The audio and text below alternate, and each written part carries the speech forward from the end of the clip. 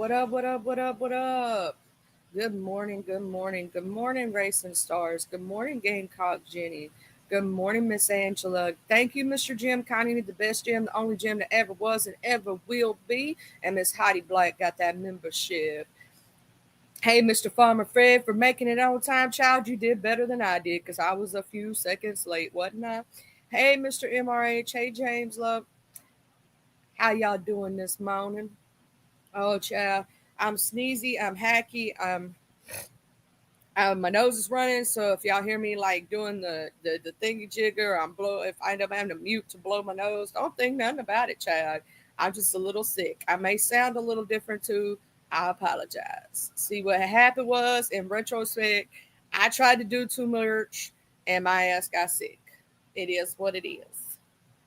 But I did have fun this weekend. I think maybe I'm too old to be running around like the young children up at Pride, y'all. I went and had fun this weekend. It was an amazing time. But I think I did too much.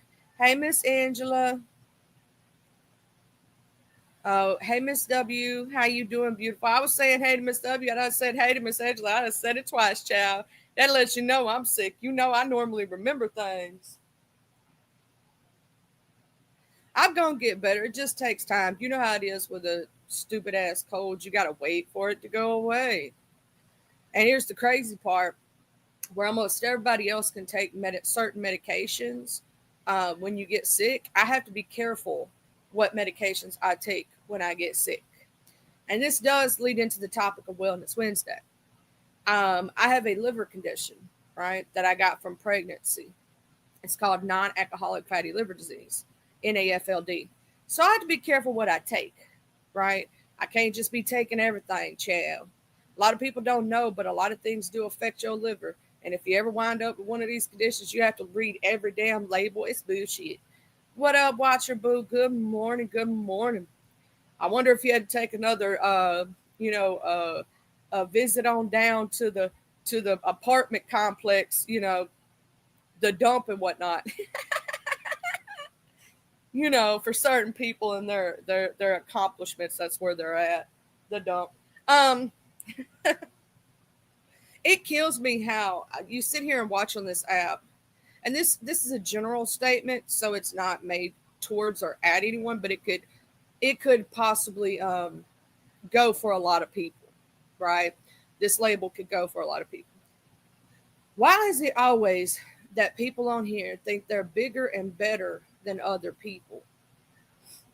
There's a lot of people on here that have an overinflated sense of self and they think they're bigger and better than somebody else. Nobody is bigger and better than somebody else. I hate to tell you that. You're no better than the next person. You're still a human being. When I cut your arm and I cut my arm, we both gonna bleed red, baby. And in fact, I found out the ones who usually think that are actually doing worse in life or are complete assholes. And they don't deserve, you know, anything. Yeah, Miss Heidi, you got that membership, girl. Mr. Jim Cotton, the only Jim, the best Jim that ever was, ever will be, gave you that membership. But I've always found that though, it's the ones who think they're better than everybody, the ones who overinflate their sense of self, they're usually not doing that well in life, and that's why they try to make other people feel little or other people to feel like they try to demean others. It's usually because they're not happy. If you think about it, retrospect, like most people who try to put others down and talk, like talk like they're big and bad, they usually don't have a good. They don't have a good heart. You know. What up, Mr. White? I hope you're having a good morning this morning. Be careful out there doing what you're doing.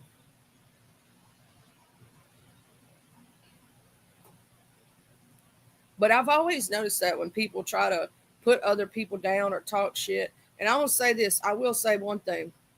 I was wrong as fuck, Jim. I hope you hear this. I said your name. I'm saying it. What you did to Miss Edna. That's an elderly lady that you should respect. Respect your elders. That lady is on fucking oxygen and can pass away at any moment. And how would you like if that was your last words to her? She done lost her dog, and a lot of shit done happened to that lady, and she don't really bother much. She don't really bother people like that. You had no right talking to that lady that way. You know better than that. Would you want somebody to talk to your mama that way? That's my question for you, sir. Would you want somebody to talk to your mama that way? No, we don't do shit like that. It's called respect your elders. Respect that older lady. She didn't do nothing. She didn't mean no harm. Don't do that shit to her. You know for a fact that's your brother. Shit, shut the fuck up trying to attack an old lady. My question for you is, if you splitting wood today, are you using an 8-pound, a 10-pound, or a 12-pound maul? I like using the 10-pound. It's got just enough weight behind it, but it ain't gonna like throw your arm out or nothing. Because I'm gonna tell you something, when you start throwing them mauls all the time like that, and you start splitting that wood and stacking it, your arms get muscled as hell, because mine did. I've done it. I've split that wood. Mm-hmm. I used to have an Ashley wood burning heater for the wintertime. Mm-hmm. Sure did. That's why my arms are all muscled up, and I'm. Oh, you got you a wood splitter? See, you got the lazy way. You put it on the little machine and press the button. See, I was the wood splitter. I was the one that did it. I had an 8-pound and a 10-pound maul, and I had an axe head for a splitter. For a it's called a wedge, basically. When you got knotty ass wood, sometimes you have to wedge it. But I'm gonna tell you something. I wouldn't give it back because my arms are stout as hell, and I'm muscled up in my arms because of that shit. I could knock a motherfucker out with one punch. I may be little, but I pack a dynamite punch because I quite literally built. When you're a country person, I'm gonna tell you something. Them city boys and city girls don't really want to fuck with a country person. I'm gonna tell you something, especially if they grew up really doing hard labor. You don't want to do that. You don't want to do that, because yeah.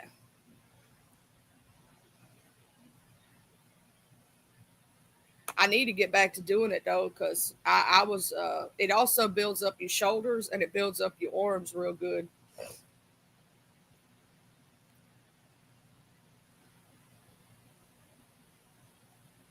I just had to say that this morning, because I'm gonna say this. I was taught from a very young age to respect your elders. You know what I'm saying? Especially if they're not doing anything and they're not disrespecting anybody else. That you give respect to them, right?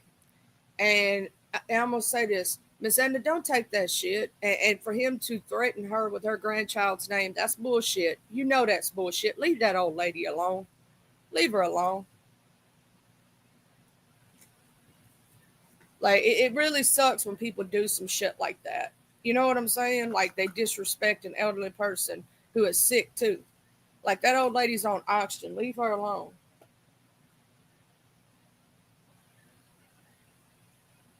You hurt your shoulder once? Yeah, if you ever throw out your shoulder, you can't throw a maul, because you got to have that shoulder to be able to throw that maul, because um, you got to swing through and you use your shoulder mostly and your arm when you're doing that. Yeah, you can't be doing that then if you hurt your shoulder.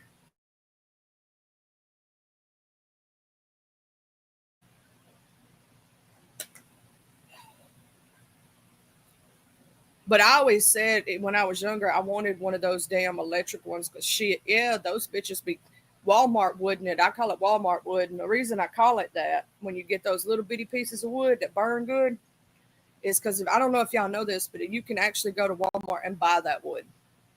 You can't buy like a big amount though. So if you actually have a wood burner heater, it's not really the best place to go buy your wood per se. You want to go find somebody who actually cuts wood and buy it by the cord. Um, but if, let's say, you got a little fireplace and you just want a little bit, just for look pretty purposes or emergency purposes, then yeah, you can actually buy a little stack of wood at Walmart.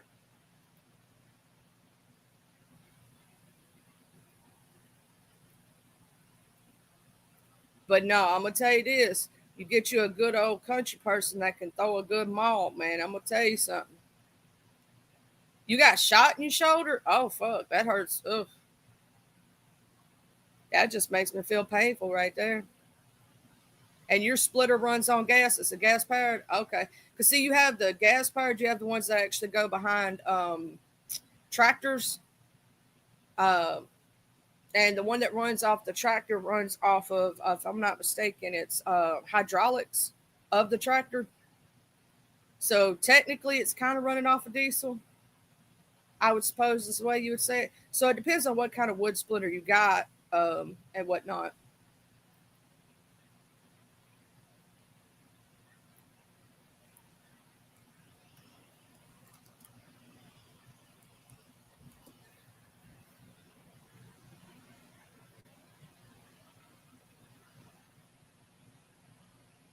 They have electric wood splitters. You know what I'm saying?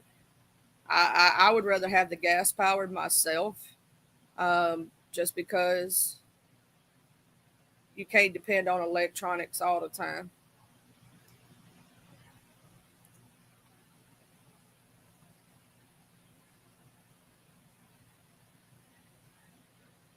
Oh, your does not run off the PTO. Okay, yours is just a yeah. Yours is a standalone then, which means you can back it up, sit it up, and let it run by itself. But you know what I'm talking about. You know exactly what I'm talking about, Mr. White. How they have the ones that run off the PTO, they have the ones that run off electric, they have the ones that run off gas.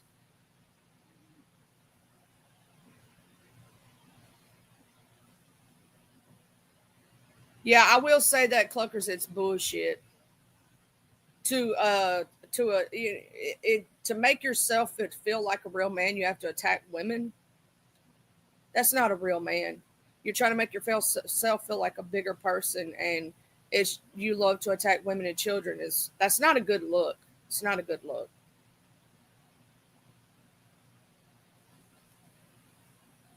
Because real men don't do that shit.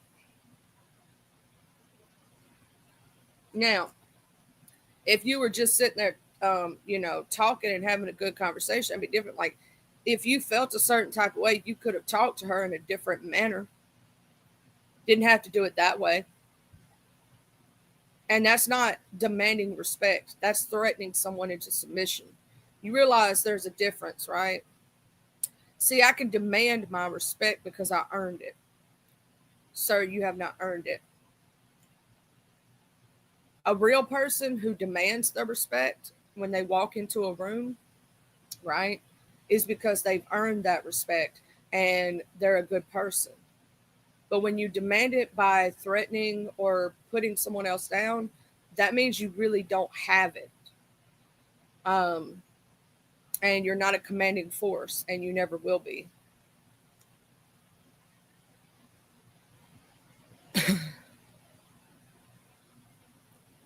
Here's the thing, that's the thing that kills me is like, if in case you dish it and you can't take it, go sit the fuck down. Like, you can't take words on the internet, so you have to go real life on people. That makes you a bitch, in my personal opinion. I come from a sector, that's what we do is read each other for filth. I don't go real life on people. You know what I'm saying? I don't go real life. I don't do that kind of shit. I do not attack people's families. I do not go after their children. I do not go after innocent people. That's fucked up. I go head on with the person. You know what I mean? Hey, Miss Jill. Good morning. That's just me and my personal opinion. If you got a beef with somebody, keep it on that person. Like, if you're not intelligent enough to read somebody for filth, I feel sorry for you. Because it's really not that hard. It's really not that hard. You can do it without going after people's innocent families and children. You can keep it on that person.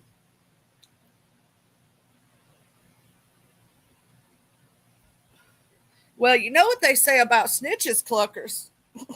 Hey, I heard something very interesting the other day. And I think, I'm going to say this is my thought process. They said that Texas Granny is the only moderator you need. I don't think they really like Barbara. I think they trying to phase her out, child. Woo. Oh yeah. Mm-hmm.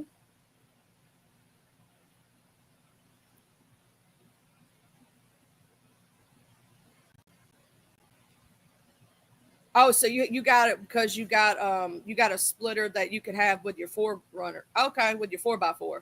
Would you look? Yeah, that's a good one right there. Because sometimes you can't be taking those big ass with the tractor ones. They're big and clunky. So yeah, get you a smaller one that goes behind a four wheeler. You know what I'm saying? That yeah, because that gets in those places you can't get with a tractor. Tractor too damn big. You know what I'm saying? And probably helps you split a lot of fucking wood. You know what I mean?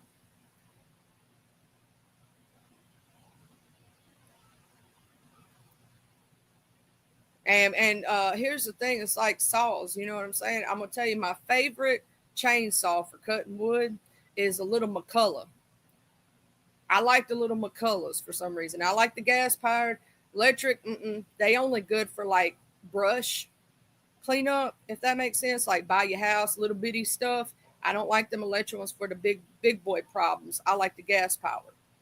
But you got to know what you're doing when you cutting when you cutting trees and shit. You ask Mr. White this. You accidentally pinch that fucking blade and you accidentally pinch that damn chain and it snaps. Ain't a good time for you and nobody else.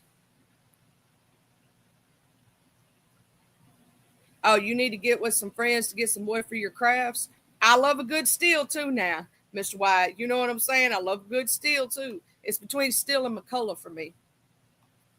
Now Husqvarna's coming out with some shit that's not too bad either.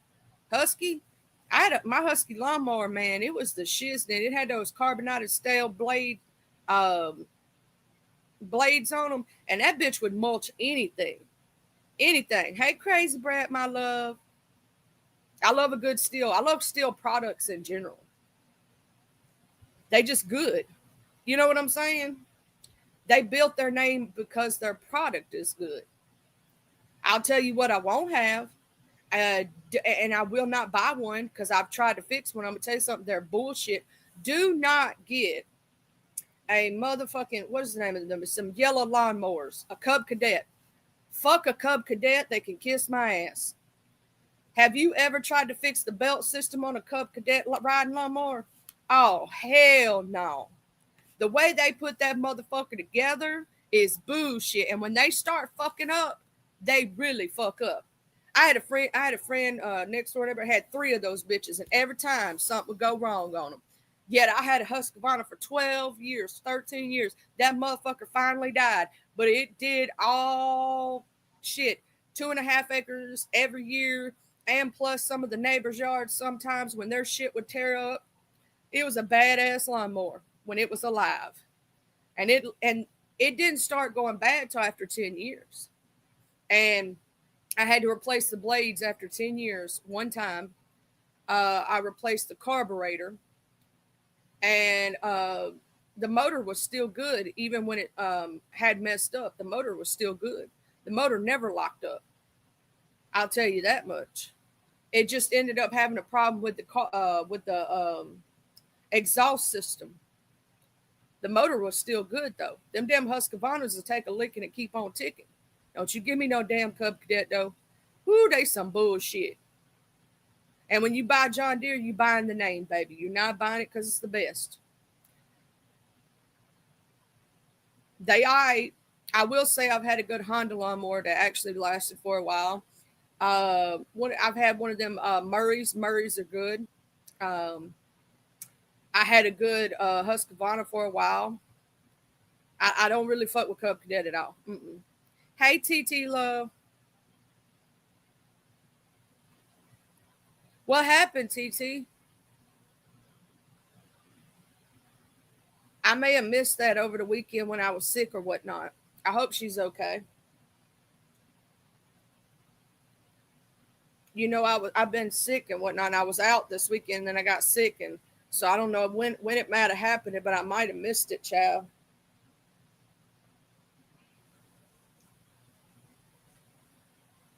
Racing's like me. We both lost. What happened?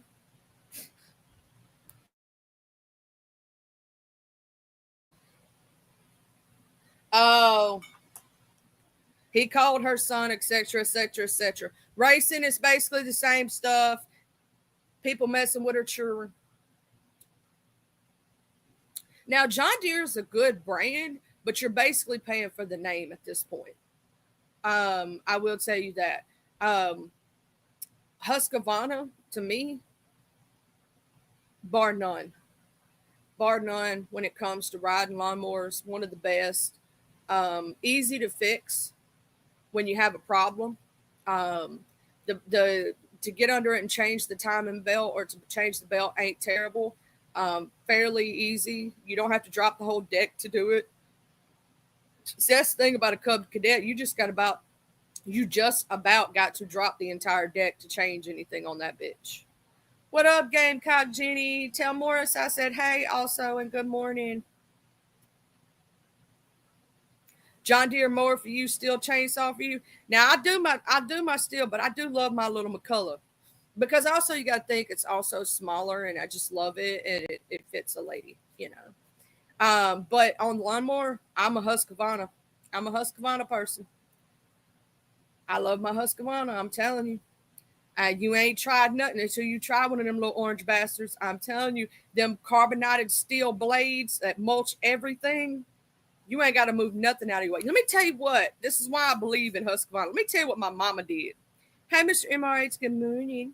Farmer Fred, I got to tell you what my mama did.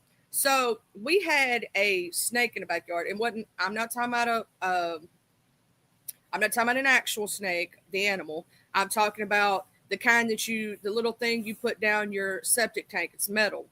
It's called a snake. It's metal. It's pure metal. My mama actually run over, and which I'm still sad about because that was a good one, but didn't tear up the lawnmower. She run all kind of over all kind of stuff and didn't tear up that lawnmower. Didn't break a blade. Didn't bother nothing. We had to stop letting her use the damn lawnmower. Let me just say it that way. Hey, shit show, my love. You spicy today? Oh, snap. Yeah, they spicy today. Like chicken. Mm-hmm. It's a spicy, Cluckers is a spicy chicken sandwich today. She got into the pepper. Now, Troy Built's also good, Mr. White. But I love, on Troy Built, I love their rear time tillers and their front time. I love their tiller system. Like they got, What up, Watcher? I do love their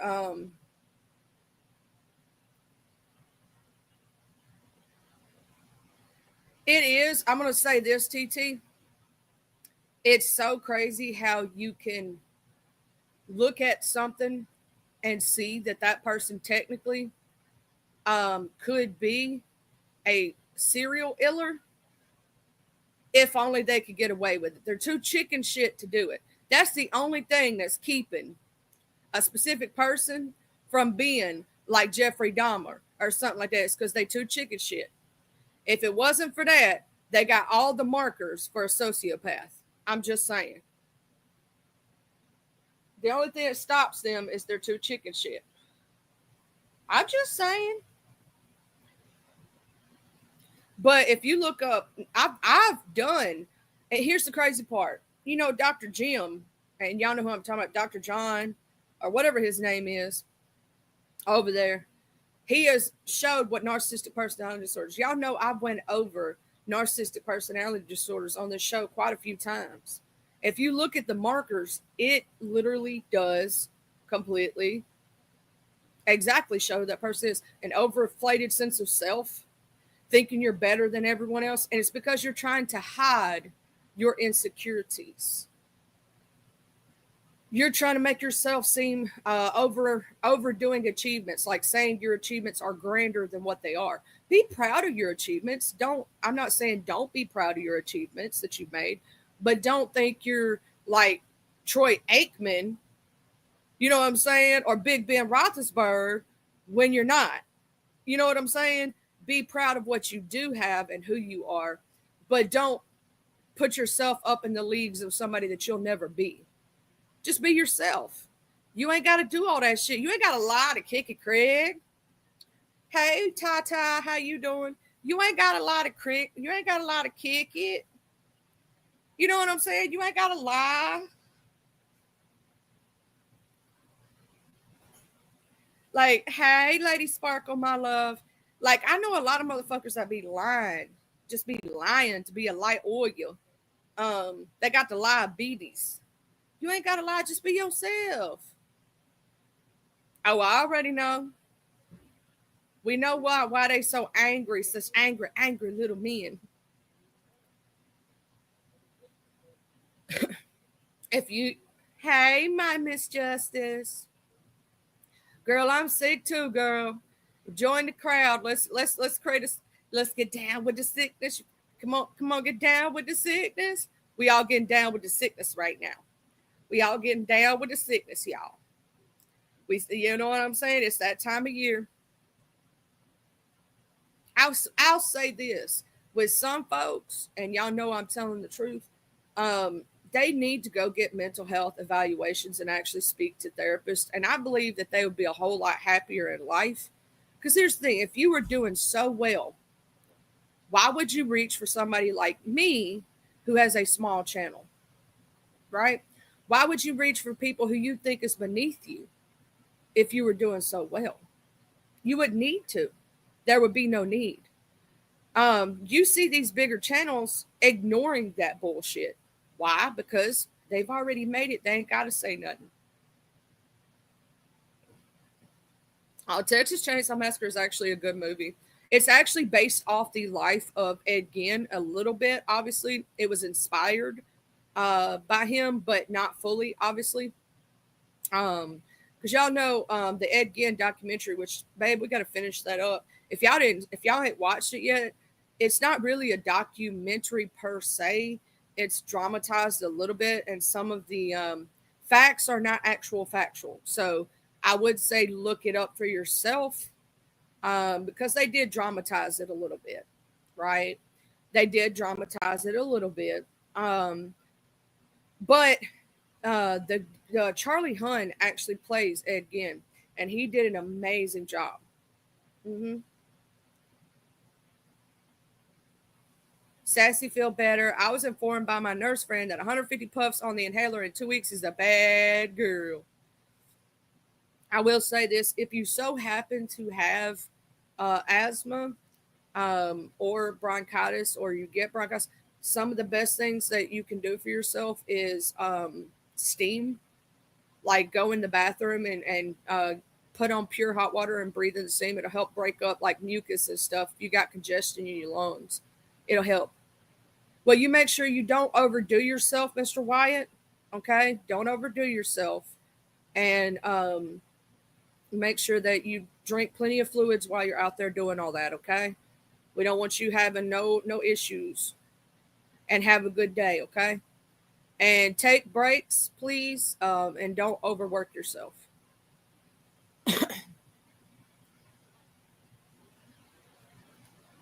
Well, I hope you have a good day at work, Cluckers. And if you feel spicy, you know you can drop in and throw your spiciness in there. Yeah, sniffing peppermint, believe it or not. Yeah, and you can also get those little Vicks pucks that you put cold and flu um, in the shower, and you can also humidifier is really good. Hmm. You know, you more than welcome to be a spicy chicken patty over here.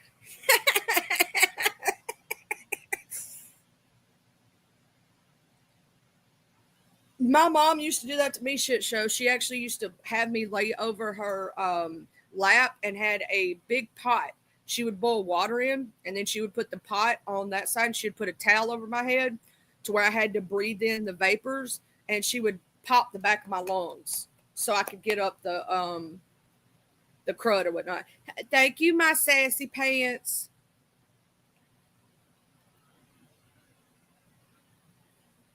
But yeah, so I actually, yeah, my mom used to do that to me, and I used to have to breathe in and a good hottie toddy is good too. You're right, Mr. White. So I'm gonna give y'all the recipe again for a hottie toddy since it's that time of year and people getting sick. I just went and got all the stuff and got it in my cabinet. Y'all know I don't drink, but a hottie toddy will help you, and you're supposed to breathe in the vapors from the hottie toddy that helps break up the congestion in your lungs.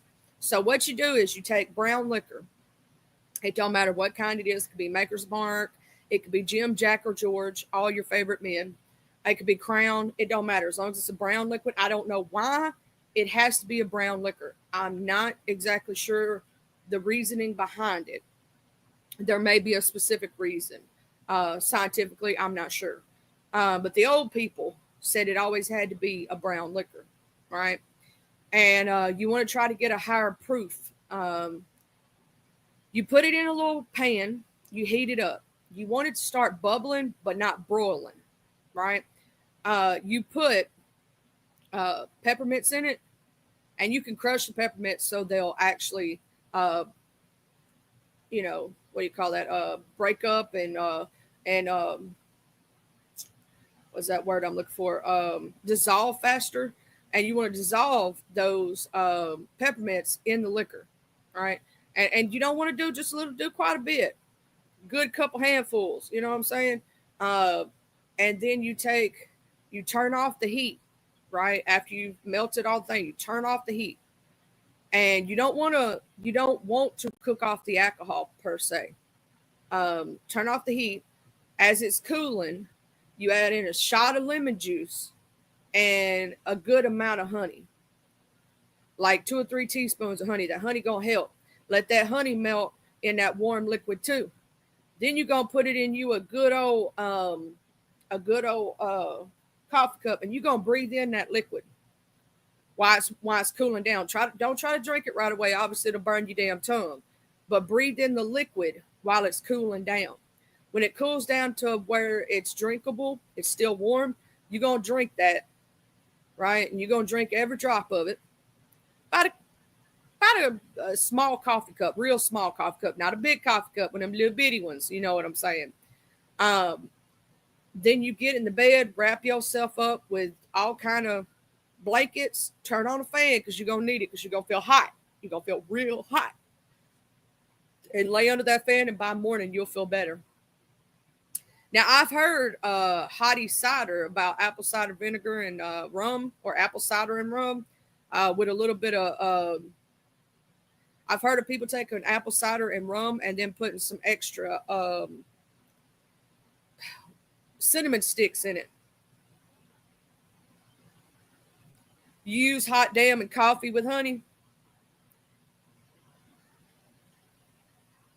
But I know that some people who do that, they'll put a little extra cinnamon. Cinnamon's actually really good for you.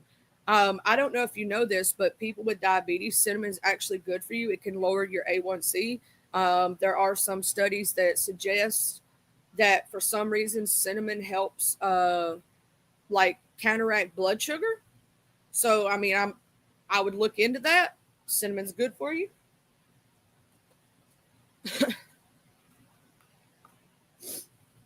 Y'all, I'm over here just a hit, hoot, ha, ha.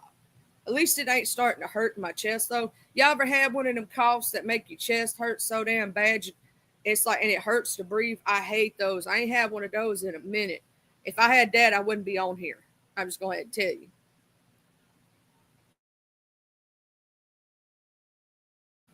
You was cold drunk last night?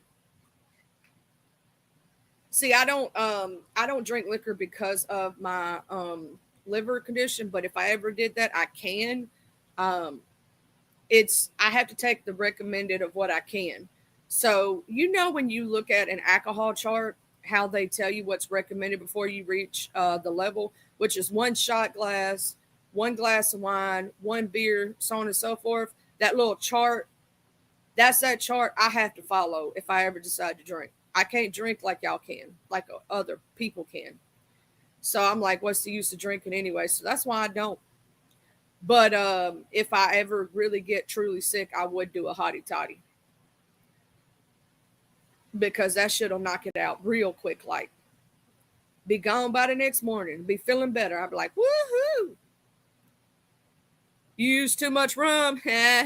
Miss Justice, like, I'm gonna knock this cold out one way or the other if I have to knock myself out.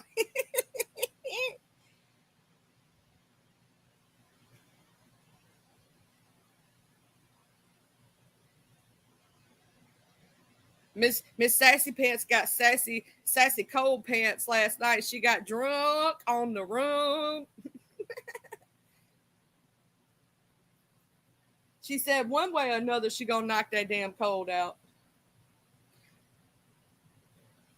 I'm gonna say this: those motherfuckers that be over there talking all that shit and doing all shit, I swear somebody needs to slip them some pot brownies or something. I think they'd be a lot happier in life. They're so angry. They're so angry. They need something to chill the fuck out. Somebody needs to give them a chill pill. They need medication. They need to be highly medicated. Maybe they'd be happier people. Oh shit, I almost forgot to take my medicine, y'all. This is y'all's med check reminder to take your medication. I'm sick and almost forgot mine. I would have noticed it about an hour or so from now. I'd be like, well, what's going on here? Why can't I focus? Oh, yeah, I didn't take my medicine. Why am I in pain? I didn't take my medicine. Why is my heart beating too fast? I didn't take my medicine. There's some angry people here, Miss Jill. A lot of them. I think if people like took chill pills more, it'd be a lot happier place. And some of these people, I wish I could just, hot box them in a room with some marijuana. And maybe that I don't smoke weed anymore, but if I did, I would love to do that to some of these people because maybe they would chill the fuck out a little bit and just be hungry. You know what I'm saying? Just be hungry. They'd stop being angry and bitter and start chilling the fuck out more.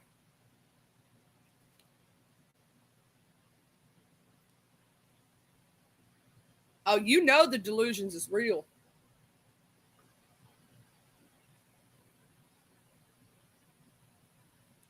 Some of these people delusional as hell. I'm like, damn, child. I would like to microdose some of these people. Maybe that's just me. Take a little bit of that shroom candy bar and microdose the fuck out of them. Give them a little bit of a Mary Jane gummies or cookies or something and microdose them so they could chill the fuck out. Because hell, they need a chill pill of some kind. Shit. Life's too fucking like crazy as it is. Y'all need to chill the fuck out, man.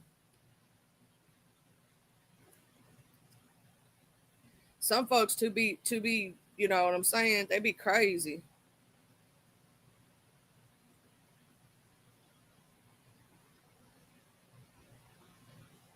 Well, a lot of these people have unresolved issues. You know what I'm saying, Michelle? They have a lot of mental health issues and they don't get it checked out and don't get seen. And if they would get medicated, they'd be a lot happier in life and you know what I'm saying? A lot less delusional, angry, bitter assholes. Just be over here angry for no reason. What the fuck you angry at 5 o'clock in the morning for? Without a doubt, without a doubt. No, see down here, shit show, we say no doubt about it. I don't know why.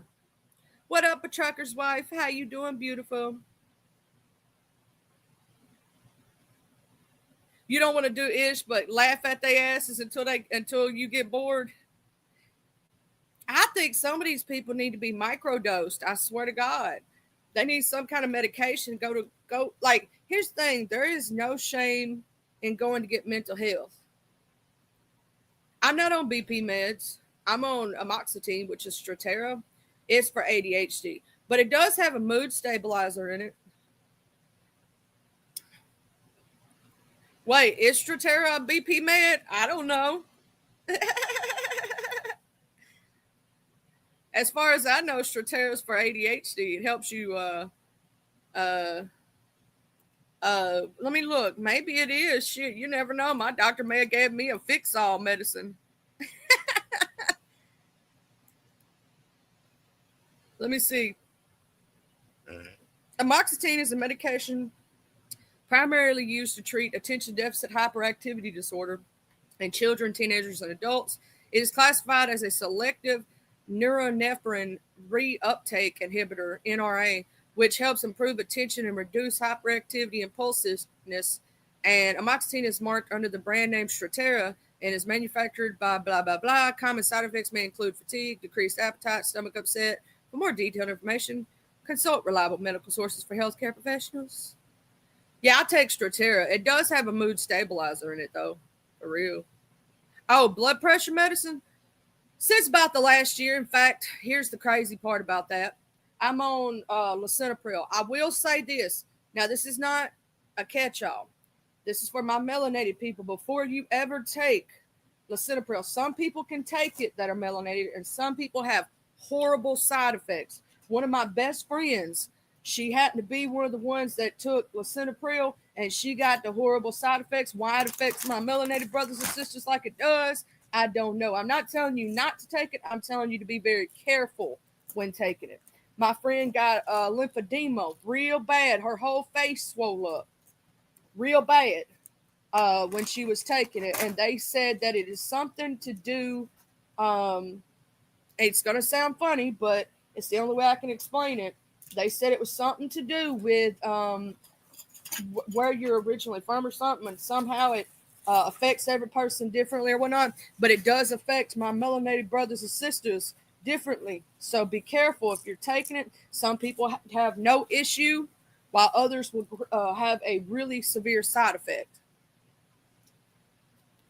You know what I'm saying? I've been on it for about a year now, and it's because I'm hypertensive because my ADHD makes my pulse rate real high, and so they're worried about my pulse rate. My pulse rate always stays over 115. I'm on lisinopril. I can't now. My father. I don't know if I could take beta blockers. My father cannot take alpha blockers or beta blockers. For some reason, they give him chest pains. But one of my best friends, she was on the lisinopril, and it made her face swell up real bad, and she had really bad side effects. So I'm just telling my melanated brothers and sisters, be careful because of what was told to me. I'm not saying it's gonna be for everybody. I'm just repeating what my friend told me the doctor told her. Okay? That for some reason it does sometimes have weird side effects against my melanated brothers and sisters. And I don't know why I be hating on some of y'all. I don't know. Don't ask me. I don't know. I do not know. But one thing I do know is just like when we look at certain health conditions, right? Certain health conditions affect certain it's kind of weird how certain health conditions affect certain races and others affect everybody equally. Like blood pressure, everybody got to deal with that shit, right? The sugar, the diabetes, everybody got to deal with that shit. Another day in paradise. What is that song I'm trying to think of now? Hold on, Frog. You know I got to do it. You know I got to do it. I'm Mr. Frog. This is my show. I eat the bug. I'm Mr. Frog. This is my show. I eat the bug.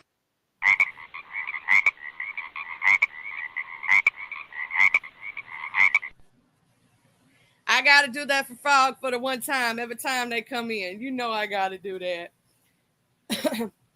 But yeah, they had one of my friends. It made her have lymphedema real bad. So that's the only reason I tell people to really look at drug interactions and be very careful.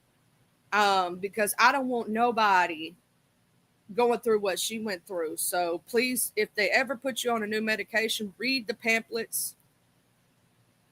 You know what I'm saying? Um, Lisinopril is used by a lot of people. Um, Lisinopril is an ACE inhibitor used primarily to treat high blood pressure and heart failure, and it may also improve survival rate after heart attack. Lisinopril is a prescription medication that belongs to the class of drugs known as anti, not anti, but angiotensin converting enzyme inhibitors. It works by relaxing blood vessels, which helps to lower blood pressure and improve blood flow. Lisinopril is commonly used for the following conditions: high blood pressure, hypertension, heart failure, post heart attack. Um, Now, I will tell you this.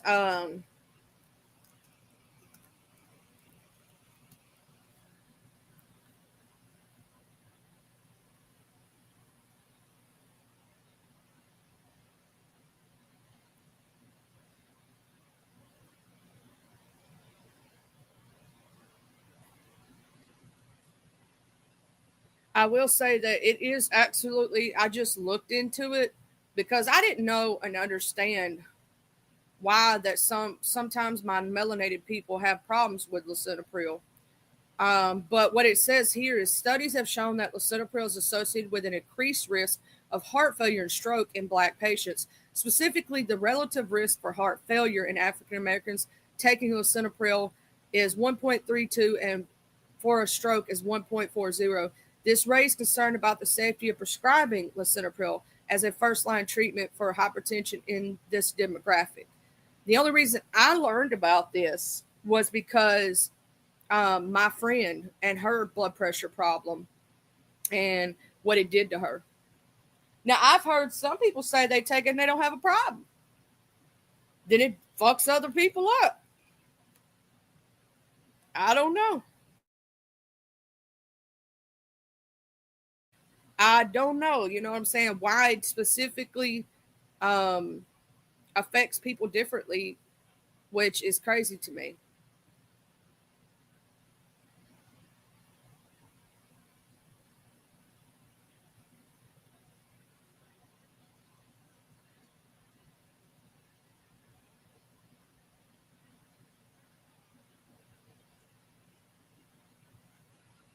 Okay, it says something to do with ACE inhibitors themselves.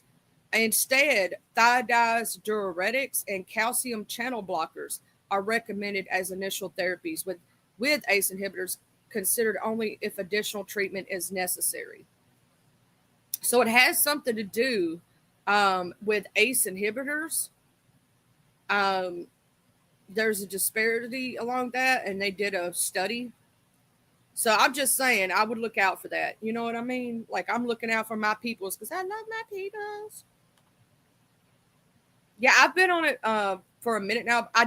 They first put me on this one medicine that's like a combination medicine, and he gave me way too much. Like he put me on way too many milligrams. I'm on like I think 5 or 10 milligrams now of um, lisinopril. But when I first started having a little bit of hypertension, this motherfucker tried to put me on 25 to 50 milligrams, way too high, way too high. And I started having chest pains real bad. I'm talking about bad, bad. I can't remember the name of that drug now.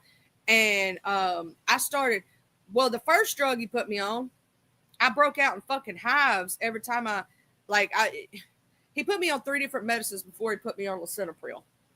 Well, the first one, it gave me hives every time I stepped out in the sunlight. Well, I live in the South. I can't not step out in the sunlight. So, yeah, I had to stop that medication. I would break out in blisters every time I stepped out in the sun. It gave me some kind of sun sensitivity. I've never had that before in my life.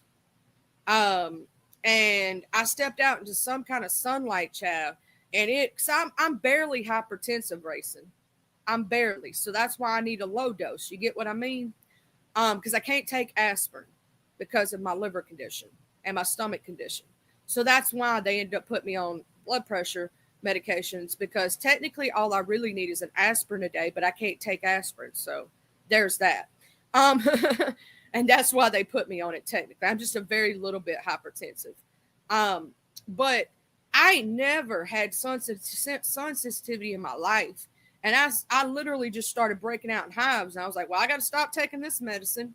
Every time I would step out in sunlight, I tried to take it for 3 days thinking the hives would go away because it only popped out when I got in the sun and then they would try to go away overnight.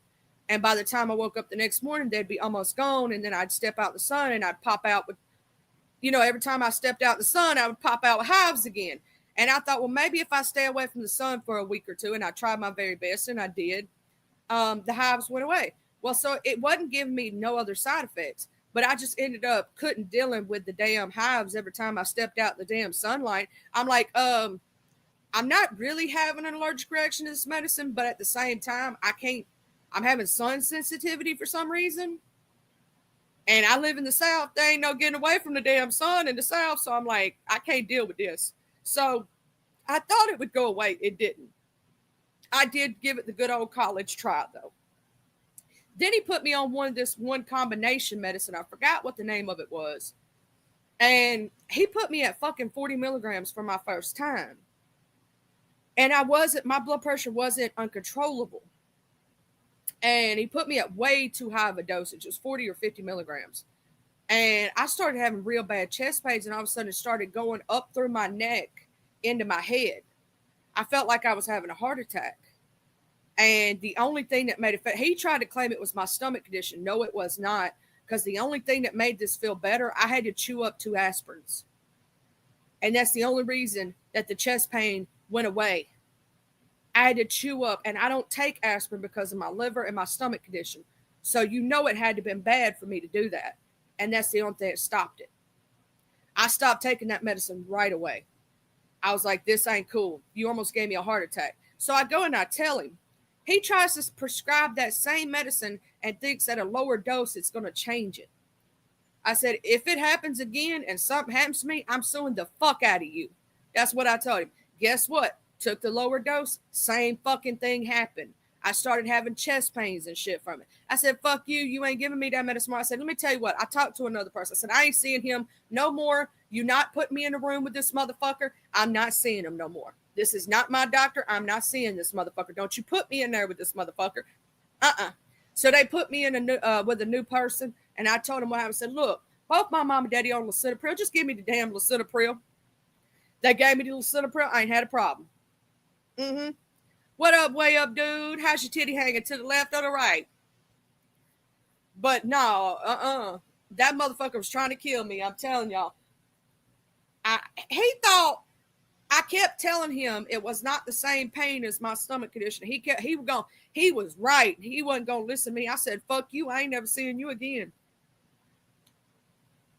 Well, he didn't want to. He was trying to put me on this. It wasn't that he didn't want to give me the lisinopril. He was trying to put me on this medication that I think that he was a representative for, if that makes sense. So he was making money every time he was signing somebody up for this medication. And I said, fuck him. Because when I told him, and he didn't want to listen to me, that was not my stomach condition pain, that was actual real chest pains, and I almost had a heart attack off that medicine, I wasn't taking it again to switch me to something totally different. He said, no, maybe we just need to lower the dosage. I was like, fuck you, motherfucker. You keep prescribing me shit that's trying to kill me. Yeah, my dad, Rayson, was actually right before his 40th birthday when he almost had his first heart attack. He had to be checked into the ICU for 3 or 4 days. It was right before he turned 40 years old. He was 37. So he's about the age that I am now. He was about 37, 38 years old. My dad, that's where the heart conditions really run in the family. It's from my dad's side. My mom's side is diabetes, cancer a little bit, but not really. It's like sporadic and crazy. Now, here's the crazy part. Liver conditions do not really run in my family. I'm the first person to actually have one. Now, I had a great uncle with a liver condition, but his was caused by drinking. He was an alcoholic. So that's a little different. You get what I mean? But I'm the first one in my family to come up with that shit. But blood pressure has always been a part of it. Diabetes runs on my mama's side of the family. Alzheimer's runs on my dad's. A little bit, not rampant, but a little bit, because not everybody had it, if that makes sense, just 1 or 2. Yeah, so you do have to look at your family history of what runs in your family, but at the same time, there's also a possibility it could skip things, it could come up. Like my grandfather had primary progressive MS. He passed away before I was born, when my dad was 15 years old. He literally got diagnosed with it when my dad was 13, and when my dad turned 15, he passed away. So he literally, it took him a while to get his diagnosis, and within a year of his diagnosis, if that, he was gone. This was back in the time before they knew about immunosuppressant drugs and different things like this. This was back in the 70s, before they got better with the medications. And also the fact of, I really think they may have misdiagnosed him, but I could be wrong. They may have got the diagnosis correct. Um, but within a year, he was gone. He started losing muscle mass in his body and couldn't walk. Went from being like the strong, strapping man to like muscled up, working all his life, to all of a sudden, my granddad like lost a shit ton of weight and got skinny as fuck and little as hell. And within a year, he was gone. Yeah. He had a massive heart attack. Because a lot of people don't know this with MS is that it causes troubles with the muscles in your body. And what is the biggest muscle in your body? Your heart. It's one of the, more important ones. And it affects the lungs and heart sometimes because the things that are used for the pumping, yeah, multiple sclerosis is crazy. But I kind of think they might have misdiagnosed him. And I think he may have actually had a severe form of muscular dystrophy or something like that. Because the way that he went down as quick as he did. You know what I'm saying? Yeah. You may play the ribbits. Hold on, I'll play the wibbits. Let me play the wibbits for the fog.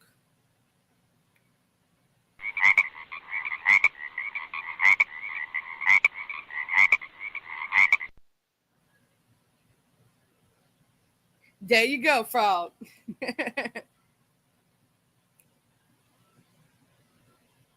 Yeah, that's way too young. It is true, racing and whatnot.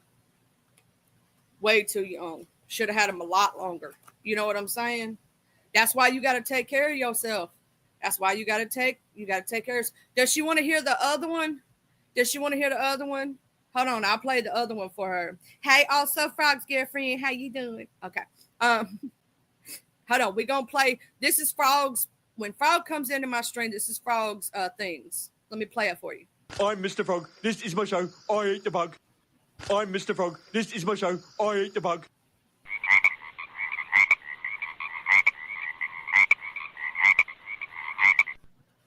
So I play that every time Frog come in the room. Just let you know. Also, hi. Okay. I had to say hey. I will say that. Tell her I'm glad I can make her laugh at my crazy self. Yes, I intentionally did download that and put it on my soundboard for Frog.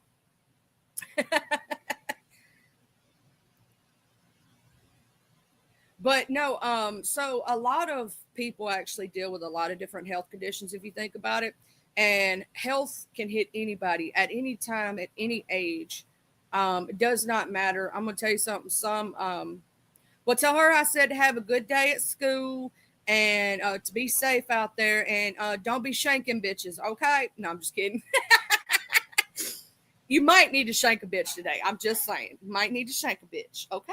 Just be careful. Don't get their blood on you. They may have something that Ajax can't rub off. We don't want all that. Just saying.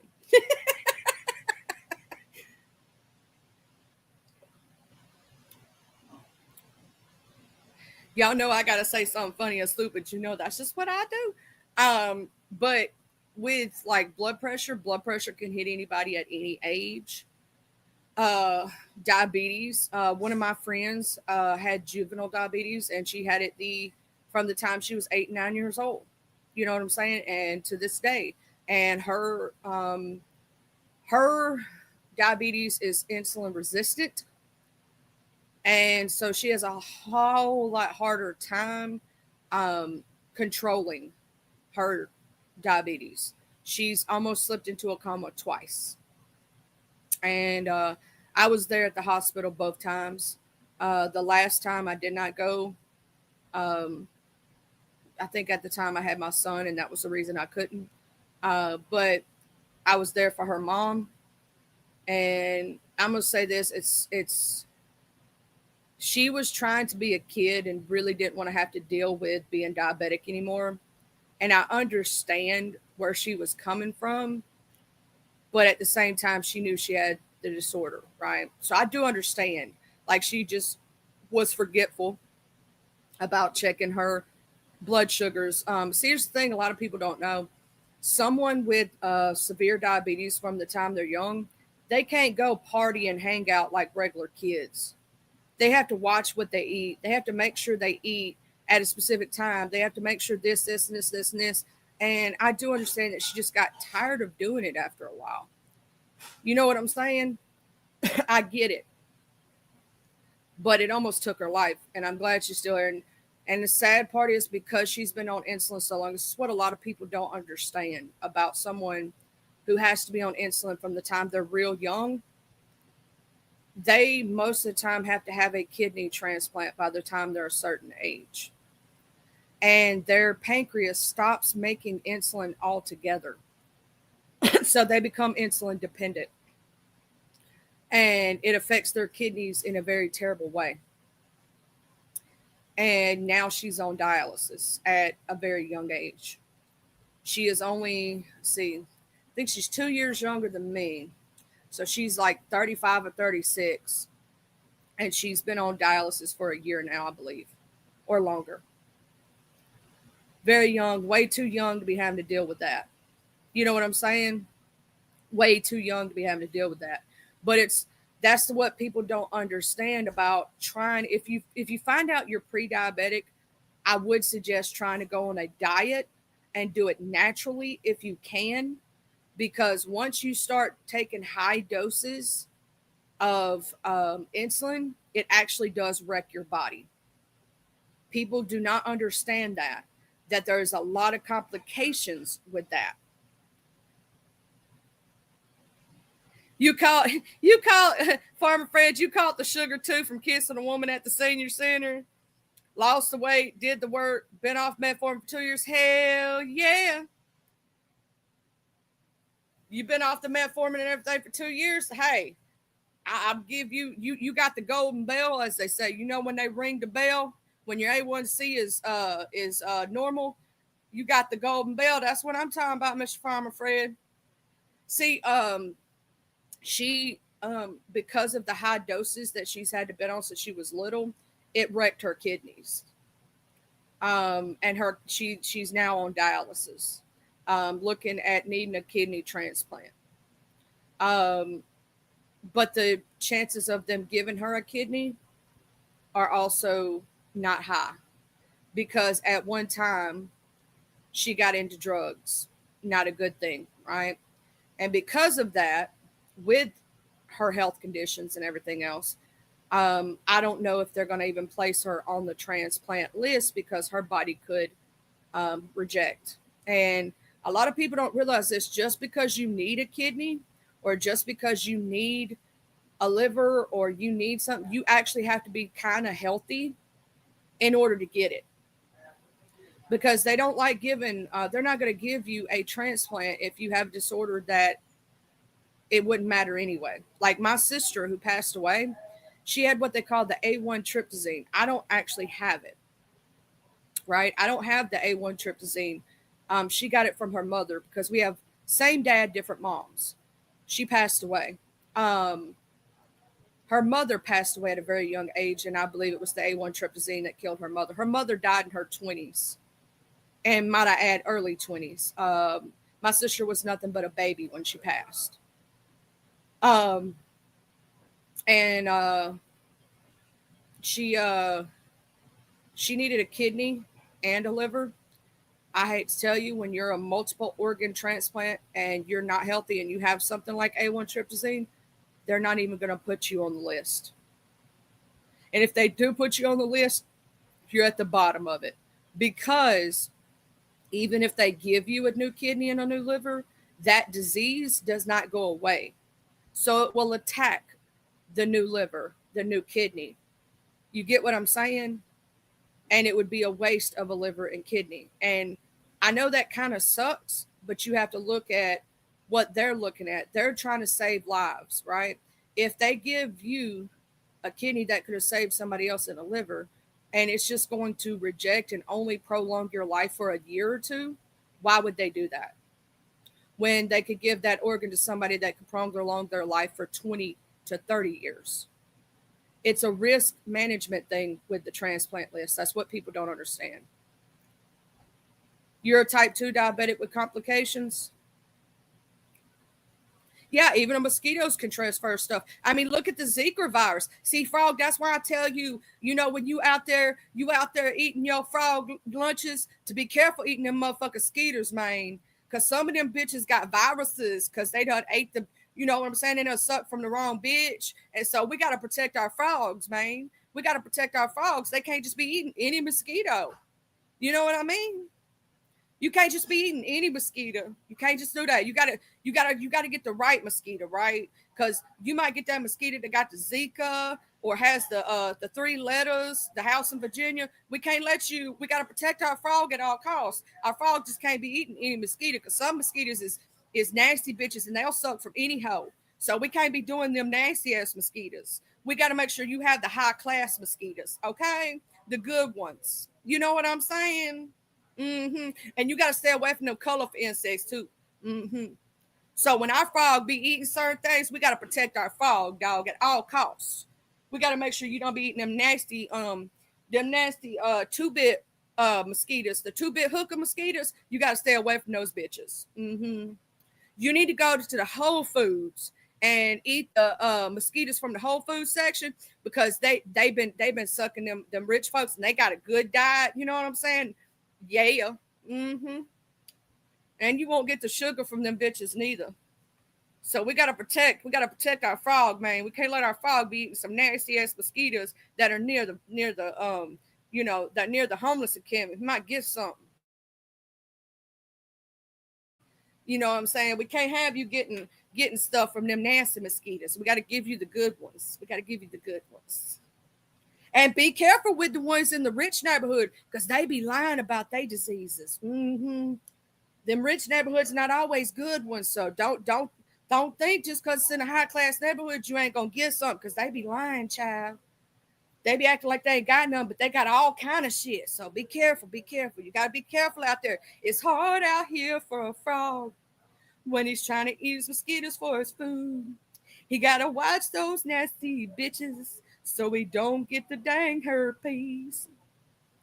It's hard out here for a frog. He gotta watch getting the 3 letters and the Zika, cause it's hard out here for a frog. He might get a mosquito with the Zika.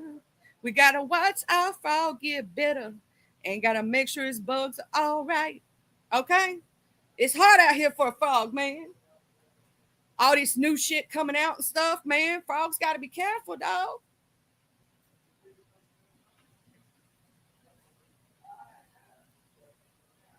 You got to watch, man. You can't be getting the Zika, dog. Can't be getting the Zika. And then Miss Frog get the Zika. And what if y'all had babies and they came out all weird and shit? So we can't be having no deformed frogs coming, all little froggies just all fucked up. You know what I'm saying? We can't have Miss Frog getting the Zika. Well, what if you got her the Zika and y'all had some messed up babies? Poor little frog can't even stick to the wall no more. Poor little frog don't even know how to eat. Like his tongue's all deflected. Man, we can't have that. We can't have that. Don't even know how to croak right. Start croaking going, eh. That's the croak it does. Don't even croak right no more. He done got the Zika.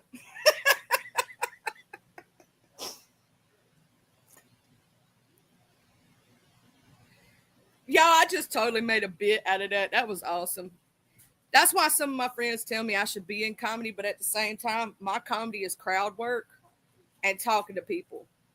Like I can bounce off y'all, if that makes sense. Like I can't sit down and write no damn script on something. I ain't good at that shit.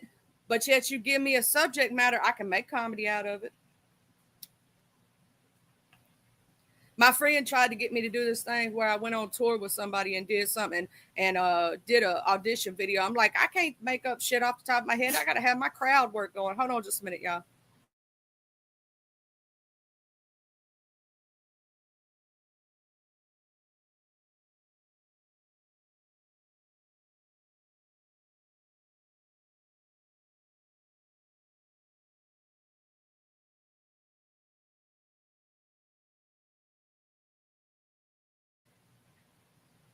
I just made my dad laugh. Y'all. I told him about frog can't eat the Zika mosquitoes.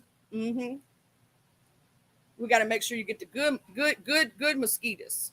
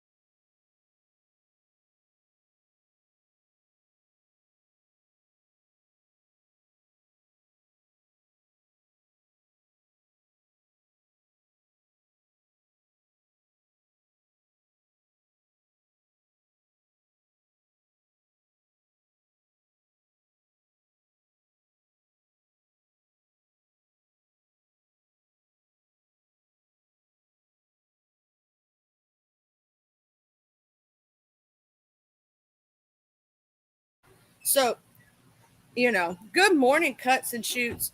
Um, I'm not a comedian, but I can be comedic occasionally. See what happened was in retrospect.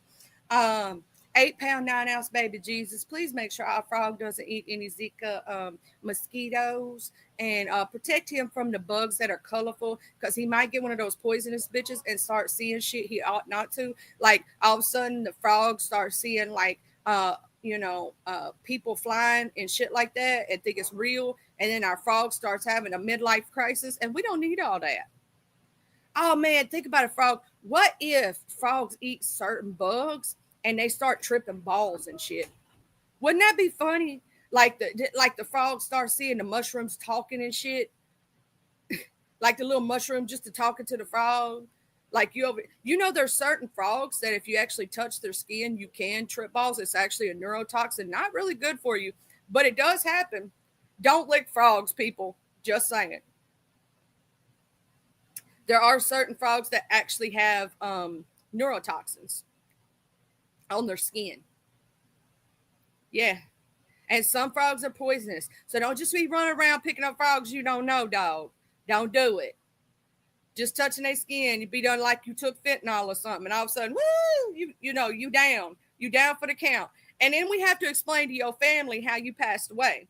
Your dumbass was licking a frog and it was poisonous, and your ass is now passed away. And we have to explain that to your family on how you passed away. Because you wanted to lick the walls, you know what I'm saying, and lick the bus windows, but you decided to lick a frog. And see what happened was, in retrospect, this motherfucker licked a poisonous frog. He touched it and he wasn't supposed to. Because this motherfucker like to touch everything. Bitch, don't go be around touching everything. Some things you need to keep your hands off of, okay? Mm-hmm. You don't touch someone. Oh! Mm-hmm. Don't touch. There also is poisonous, like little buggies that will fuck your life up. I'm just saying, don't touch everything because it looks cute. And they do look cute sometimes. Let me look. Poisonous frogs. I'm gonna show y'all what a poisonous frog looks like. It looks adorable. Don't touch it though. Please don't go around touching shit, okay? See, this is why we can't have nice things, because motherfuckers be going around here touching shit and dying. Don't be doing it. Uh, Beautiful frog, right? Beautiful frog. Don't touch it.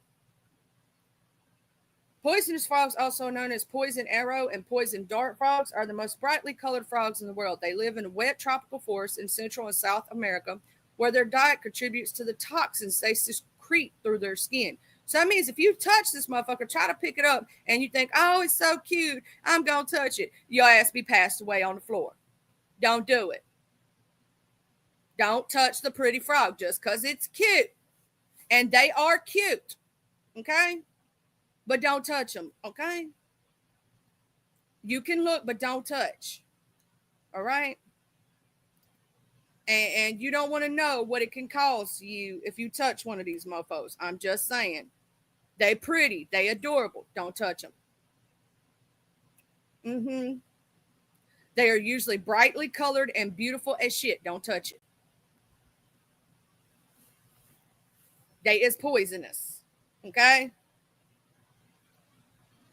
They are rare and difficult to handle. You most likely not going to be able to grab one. They're going to jump away before you can touch them. But still got to give that disclaimer because you know some folks, they just run around here touching shit. And that's why we can't have nice things. I'm just saying. I'm just joking. There also are pretty buggies.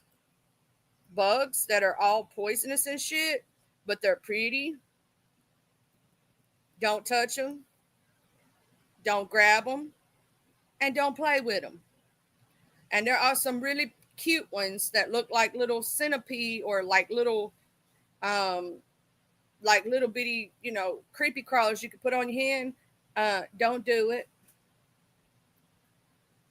Don't be just running around here grabbing shit.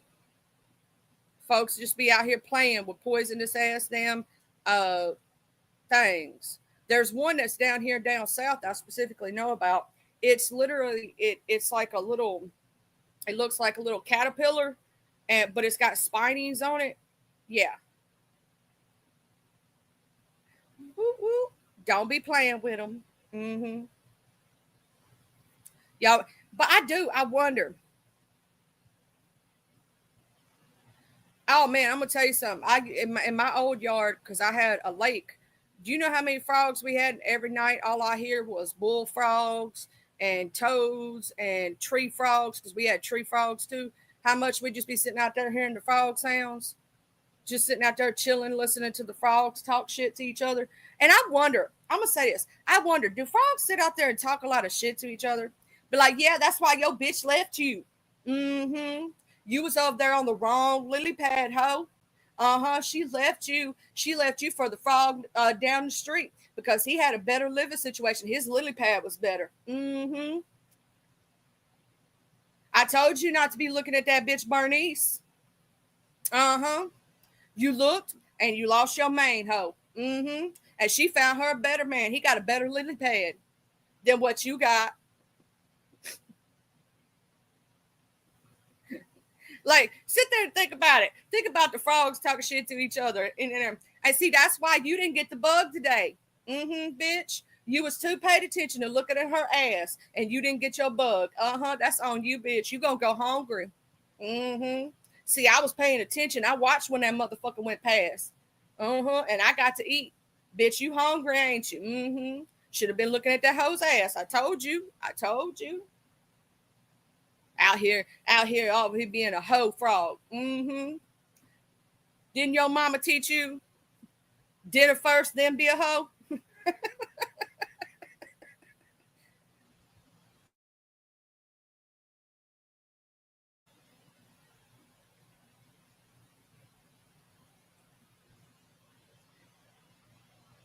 Yeah, they are very social creatures, and frogs should never be alone, technically.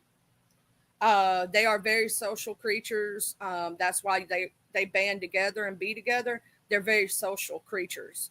A lot of people don't know that about frogs. Also, don't let a toad piss on your ass because that's how you wind up with like warts and shit. At least that's what I was always told.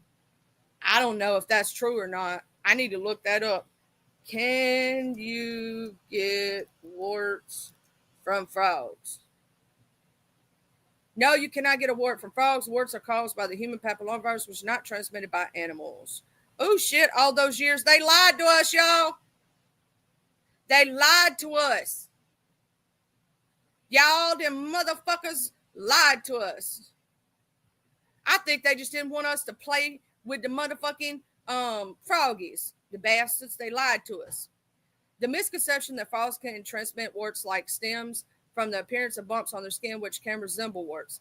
Visual similarities. Some frogs and toads have bumpy skin that may look like warts. However, these bumps are not warts. They are often specialized glands that serve various purposes, such as camouflage or toxic secretion.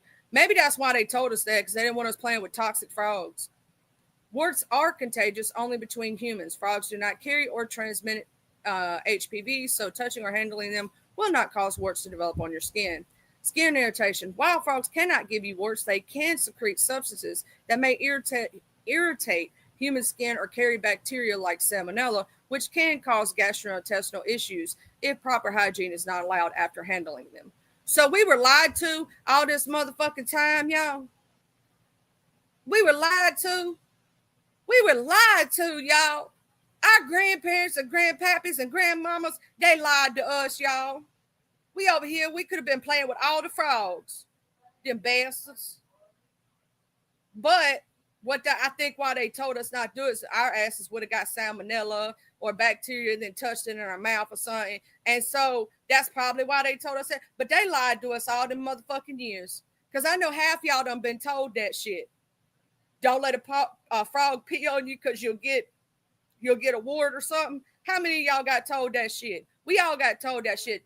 Don't be messing with toads and stuff and frogs. You're going to get warts. Bullshit. I just looked it up. They lied to us, y'all. We were motherfucking lied to. It's some bullshit.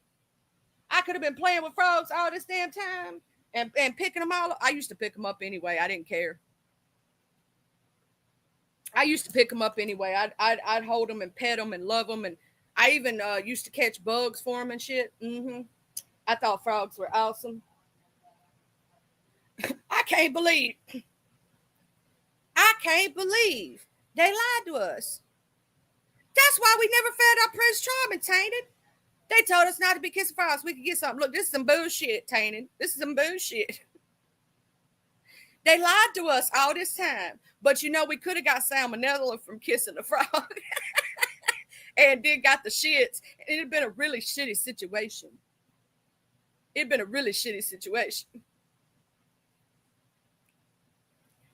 So now Tanya gonna go try to find her froggy prince. Hey, honeybee. Hey, love. We just found out that the parents lied to us about touching frogs and stuff. You won't get warts. They lied to all of us all these years. We was lied to, y'all. I wonder how many other myths our grandparents told us. And we over here not doing it because we over here thinking something gonna happen to us. And then come to find out it's a motherfucking myth the whole time. And they lied to our asses. I wonder how many other things we was lied to about. Well, we know they lied about, Santa Claus eats money, all that other shit. We know they lied about that stuff. But I wonder how many other lies was told to us. That's some bullshit. You mean for 38 years I was told this lie and believed it? Ain't that some bullshit? How many myths, I wonder, we were told as kids? I'm going to see if they even got a list. Somebody compiled a list. How many myths was told to kids? I'm just going to see. I'm going to see.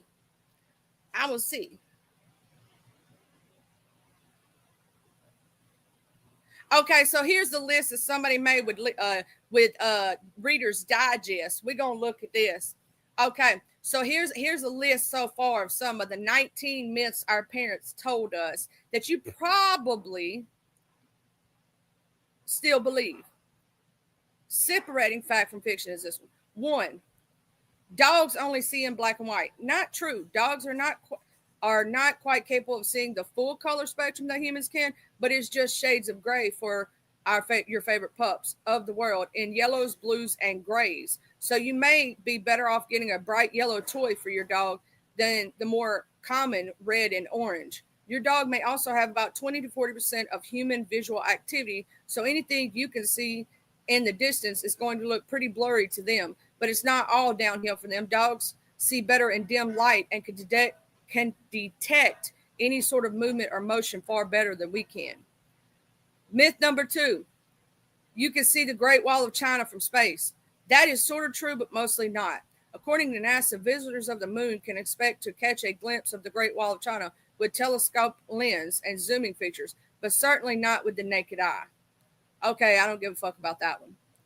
Adam and Eve ate the apple. We see the artwork in TV shows and in movies that's forbidden fruit Adam and Eve ate referenced in the Bible was an apple, right? Not so much. It's never actually referred to any specific fruit.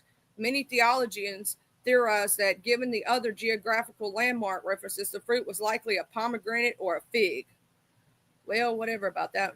You have to wait 24 hours before reporting a missing person. Don't do this, please. While police officers or other emergency personnel might advise this in some instances, like if someone is late coming home from work or they haven't texted or called back in a while, if you have a reason to believe someone's in trouble, you should call the police immediately.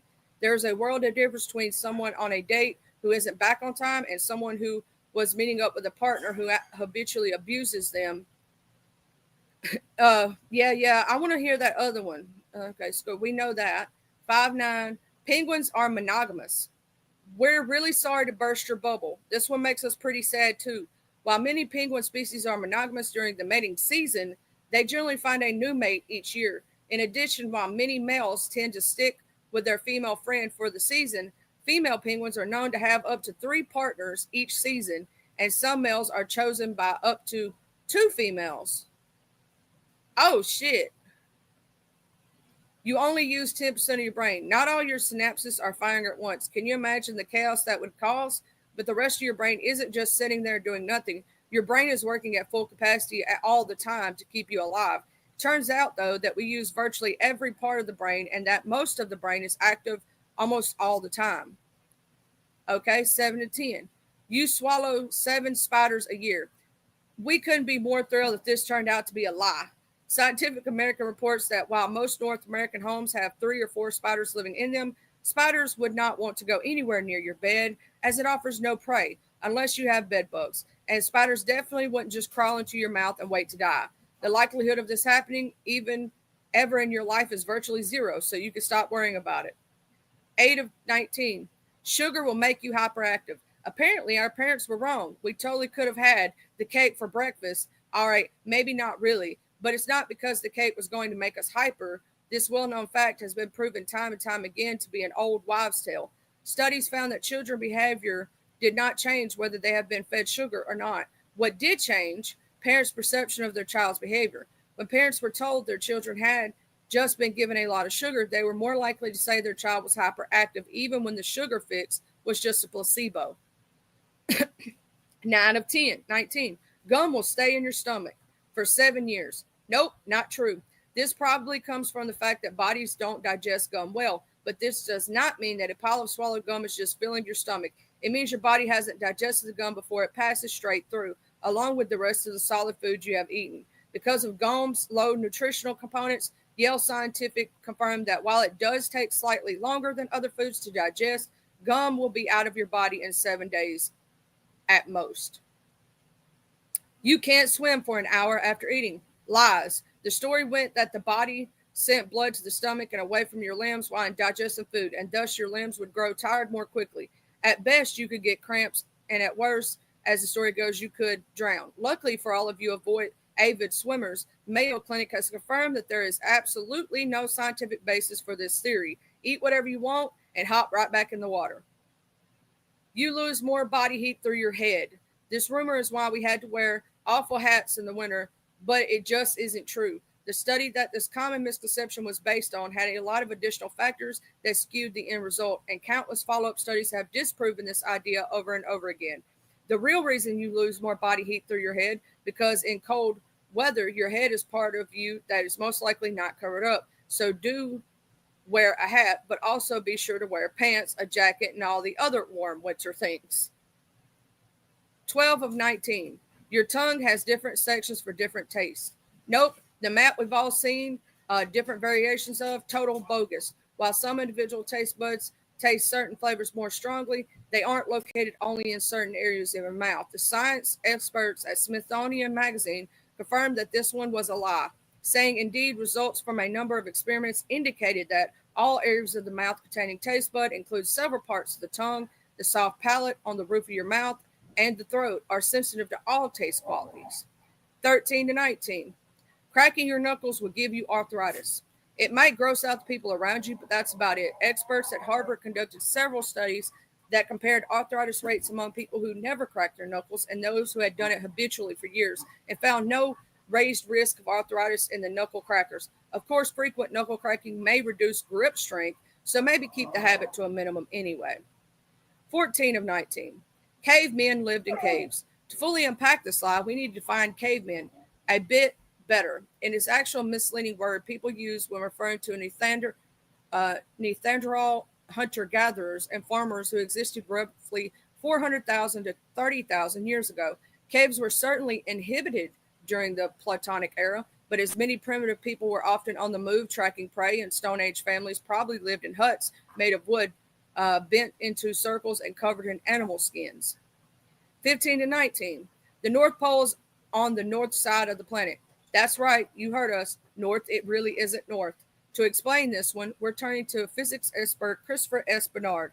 A magnetic compass does not point to the geographical North Pole. He writes in his post on Scientific Question with Surprising Answers.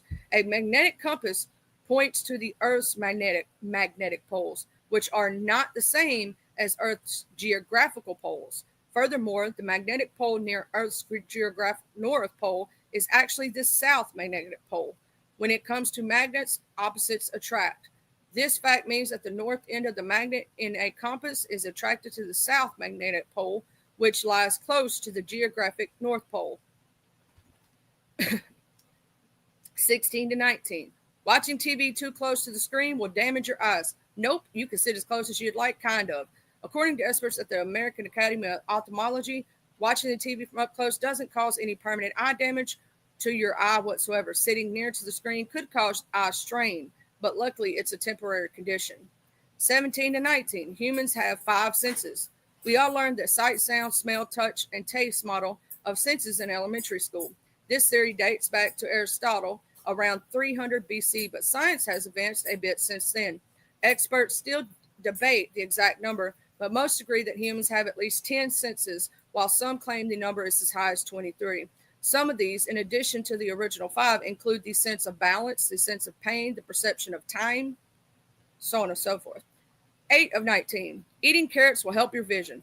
Only if you have a roundabout way of looking at things. Vitamin A does help your eyesight. While carrots don't have any vitamin A in them, they do have beta carotene, which the body does convert into vitamin A.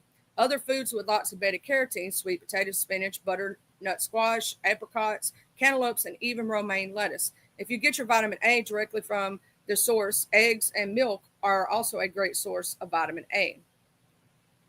19 of 19. Don't ever wake up a sleepwalker. If a sleepwalker isn't in any danger, it is still probably best to let them keep sleeping, but the danger of waking them up has nothing to do with their safety. It has to do with yours.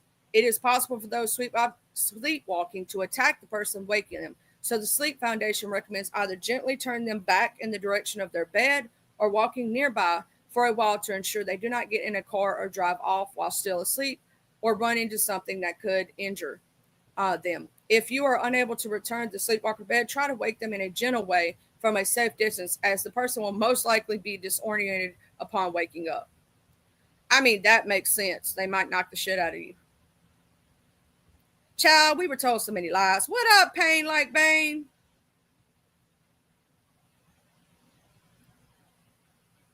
How you doing? Hey, Empress Janet, love, how you doing? I'm trying to make sure I say, hey, Miss Tracy, how you doing? I was over here reading about all the different lies our parents told us when we was little. We just found out that you could have caught all the frogs you wanted to catch because it wasn't going to give you no damn warts. Ain't that some bullshit? And sugar wasn't going to be a problem and make us hyperactive. That's bullshit. We could have ate cake for breakfast. They just said we could have ate cake for breakfast. Ain't that some bullshit? I could have had cake for breakfast, okay? They said it makes you more hyper. No, the fuck it don't. Actually, sugar works, I will say, same thing for coffee. Anybody with ADHD, uppers, or things that have caffeine in it and things like that sometimes work different for people with ADHD. Yeah, you know, all those years, Miss Empress Janet, that our parents told us we couldn't have cake and we couldn't have too much sugar because it would make us hyperactive. It's bullshit. We just disproved that. Well, child, pain like pain. If your ex-girlfriend gave you warts, you might need to go see a doctor. And you might needing to start singing a song. Doctor, doctor, give me the news. I had a bad case of loving you. You might need to go see the doctor for that one. They told us so many lies, Empress Janet. I was looking at all these myths. They said gum will stay in your stomach. That's not true. It just takes a little longer to digest, but it don't stay in there forever.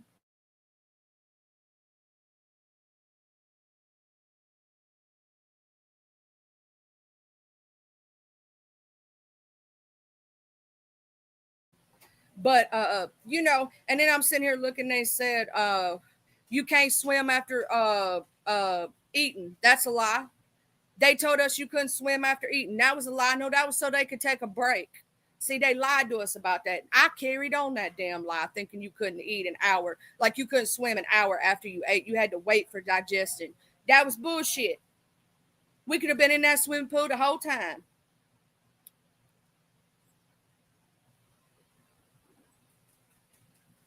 We could have been in that swimming pool the whole time. They lied. They lied, child. And you don't lose more body heat through your head. It's just because your head's the only thing that you usually don't cover. Child, they lied to us so much. I'm like, damn.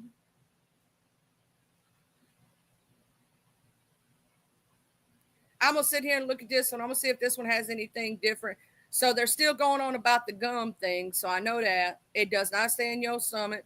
And eating carrots ain't going to help you with your eyesight. It does give you vitamins, however. But you can also get them from other things beside carrots. It does not help your eyes, though. That was a lie. The ice cream truck plays music to attract kids. We all know that music attracts everybody within a mile because we want ice cream. You know what I'm saying? If you cross your eyes, they'll get stuck. That was a lie. We all knew that one. It would not lead to anything. Oh man, I'm gonna tell y'all something that the lie that I almost took too serious as a kid. See, when they told me about the tooth fairy for the first time, I thought that teeth, you lost them and they came back, right? So I thought you could keep doing it and you could keep pulling teeth and keep getting money. And I had a get rich quick scheme that I was going to pull all my money, pull all my teeth, put them on my pillow, make me a bunch of money and just keep doing it and make all kind of money off the tooth fairy. And I was going to invest and I thought I could just keep getting money from the tooth fairy. I had this get rich quick scheme from the tooth fairy. I was going to take everybody's teeth. I was going to get all the money from the tooths and make all kind of money. Like I had this, I don't know why, when I was little and I thought the tooth fairy was real, that I was going to make all kind of money off the tooth. And I tried to do the thing in Janet where you stay up to see Santa. You know, where the kids, you sit there and you fall asleep with your hand on your head. And then they told you if you didn't go to sleep, because see, I was the kid that could stay up and they knew it. They told me if I didn't go to sleep, that Santa wouldn't come. See, my parents got smart. They said if I didn't go to sleep, that he wouldn't come at all. Mm-hmm. See, my parents played on me. Hold on, I got you, girl. Boy, all these damn myths our parents be telling us, I swear, they got us good when we was little. Now, you know, men also try to tell us women that swallowing is good for us because it gives us vitamins and shit. They try to tell us that lie.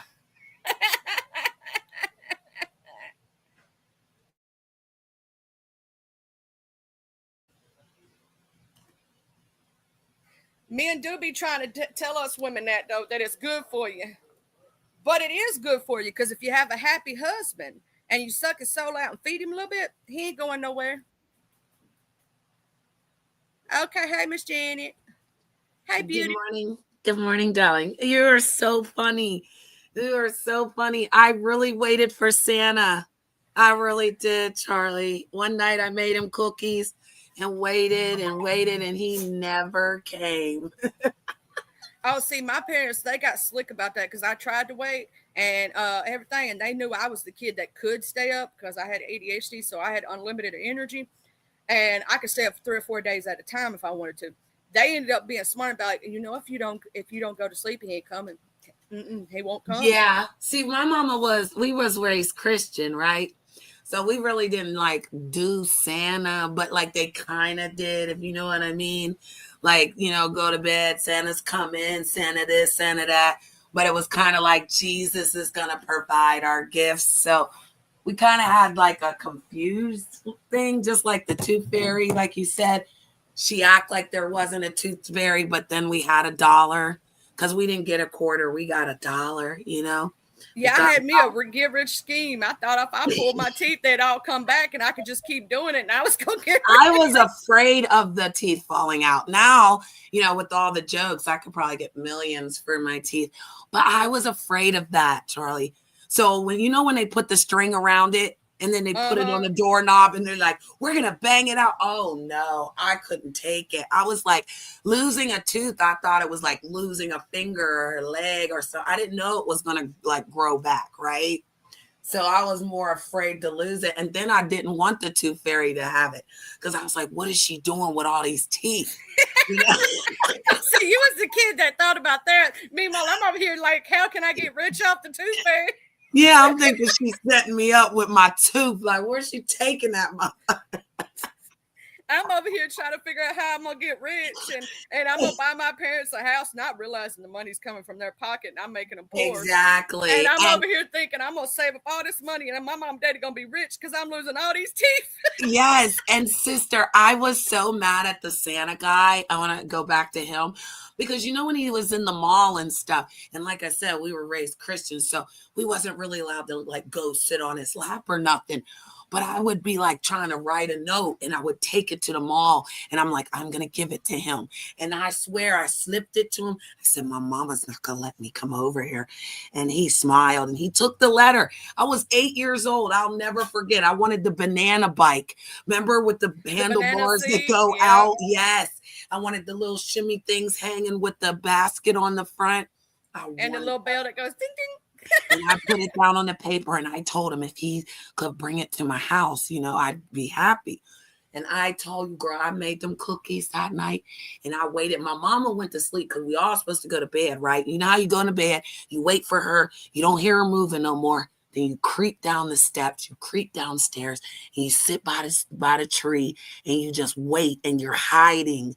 So you're like more nervous if mom's going to catch you, if she heard you.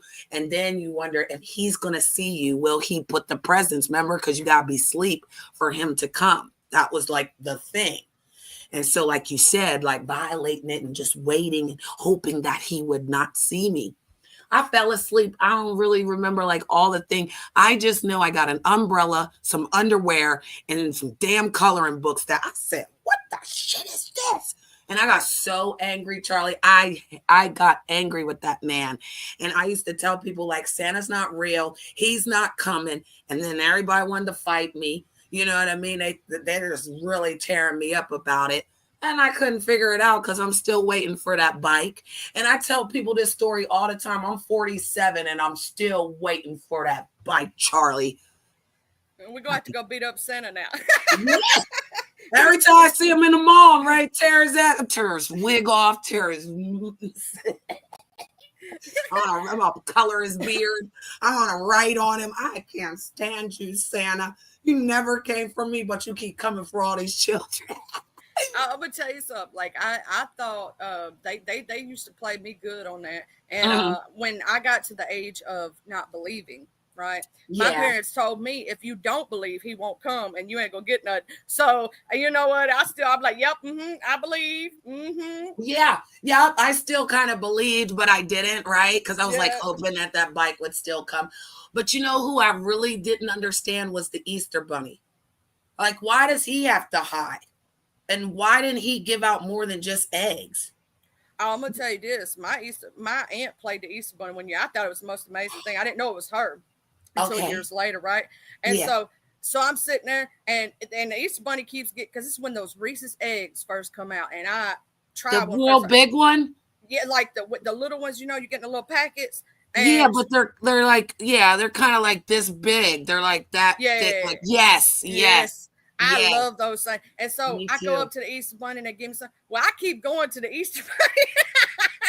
because she put on the full costume and everything Okay. and was hopping around. Child, I thought I really met the Easter Bunny. I was telling everybody at school I really Yeah. met the Easter Bunny.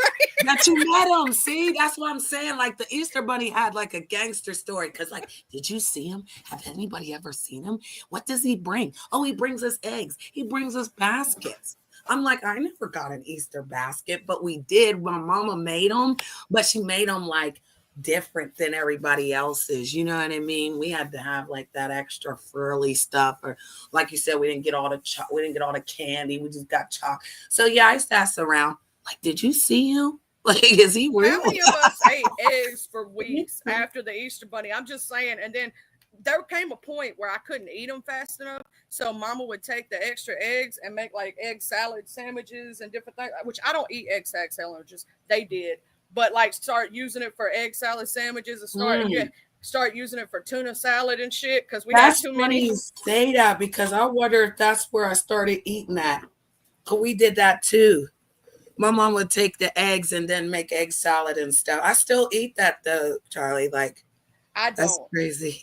I don't like mayonnaise, and I'm very picky about stuff like that. So I don't eat Yeah, chicken Miracle salad, Whip. egg salad. I don't eat chicken salad. Like there's a lot of things I don't eat because now if it's an aioli, which is basically mayonnaise, but it's unthickened and put stuff in it and like ranch, Okay. I'm cool. But if it's like straight up mountain, can't do it. Can't Well, do what it. about the special sauce on the Whopper? I can do certain special sauces, but you know, if it's I don't want really they give it. Thousand Island. It's really Thousand Island. Okay, it's Thousand Island dressing. Yeah, I don't do the Whopper and I don't do Thousand Island, but there's this at like Buffalo Wild Wings, they have a secret sauce, but their secret sauce is like ranch mixed with seasoning mixed with other stuff. And Right. it's really good. So it's like a case by case basis for me. I feel like that. I feel like it's always been like that with everything. Like you said, like with the gum. See, Charlie, when I was growing up, and I tell people this, and they're like, "What? Candy was a penny." Okay. Oh, It I was a remember damn that. penny. All of it. You could take $20 into the store and come out rich, and every child, and they had every piece of candy. You know, so I feel like in certain things that we remember or we enjoyed, they're nothing now. They're nothing burgers. Just like the house phone, Charlie. Oh my God! Like to have a house phone, have it in your room.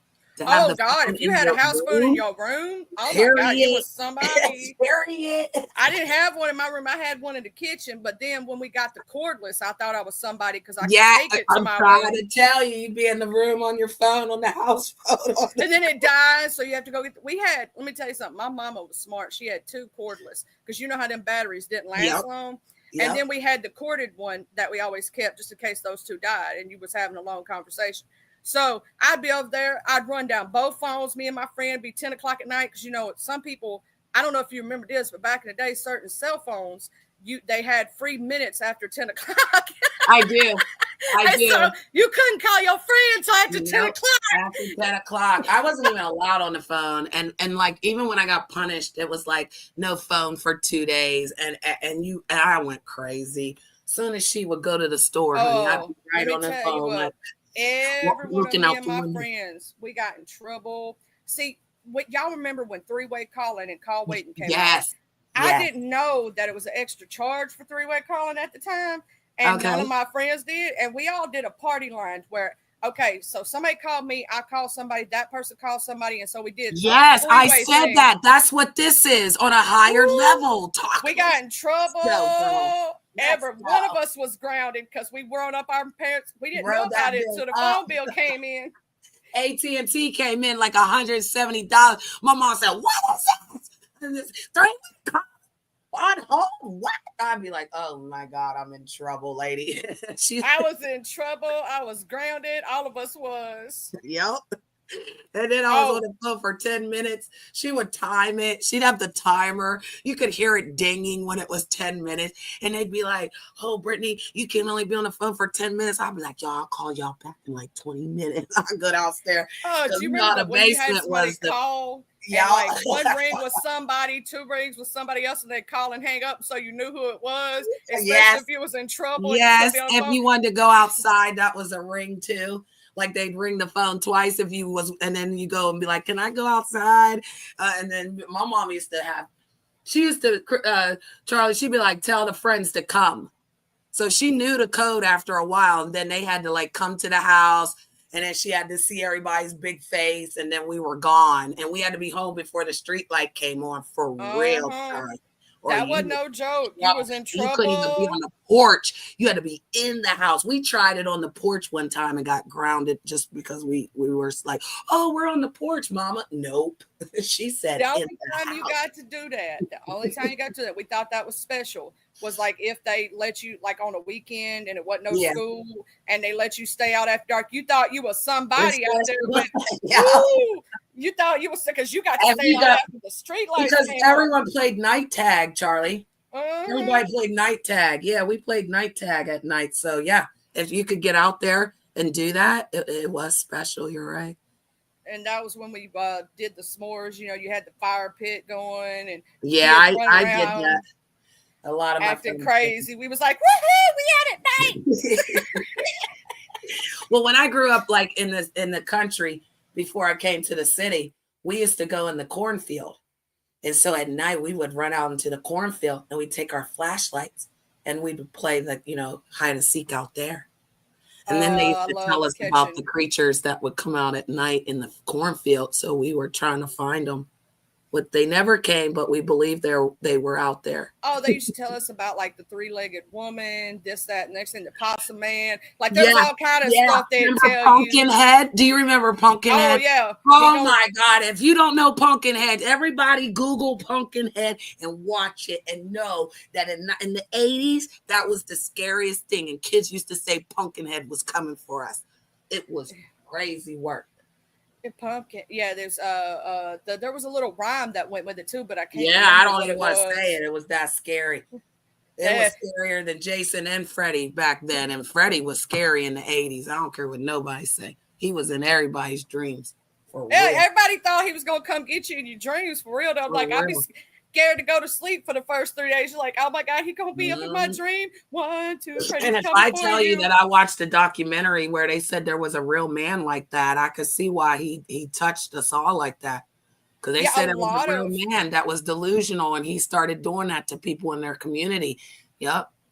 He started mind manipulating them and believing that they saw things that they didn't see. And then eventually he drove the town mad. Believe it or not, and they used that story and called him Freddie. Are actually based on true events. Oh, Jeepers Creepers.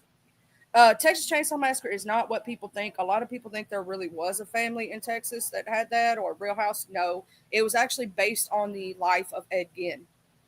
Of who? Ed Gein.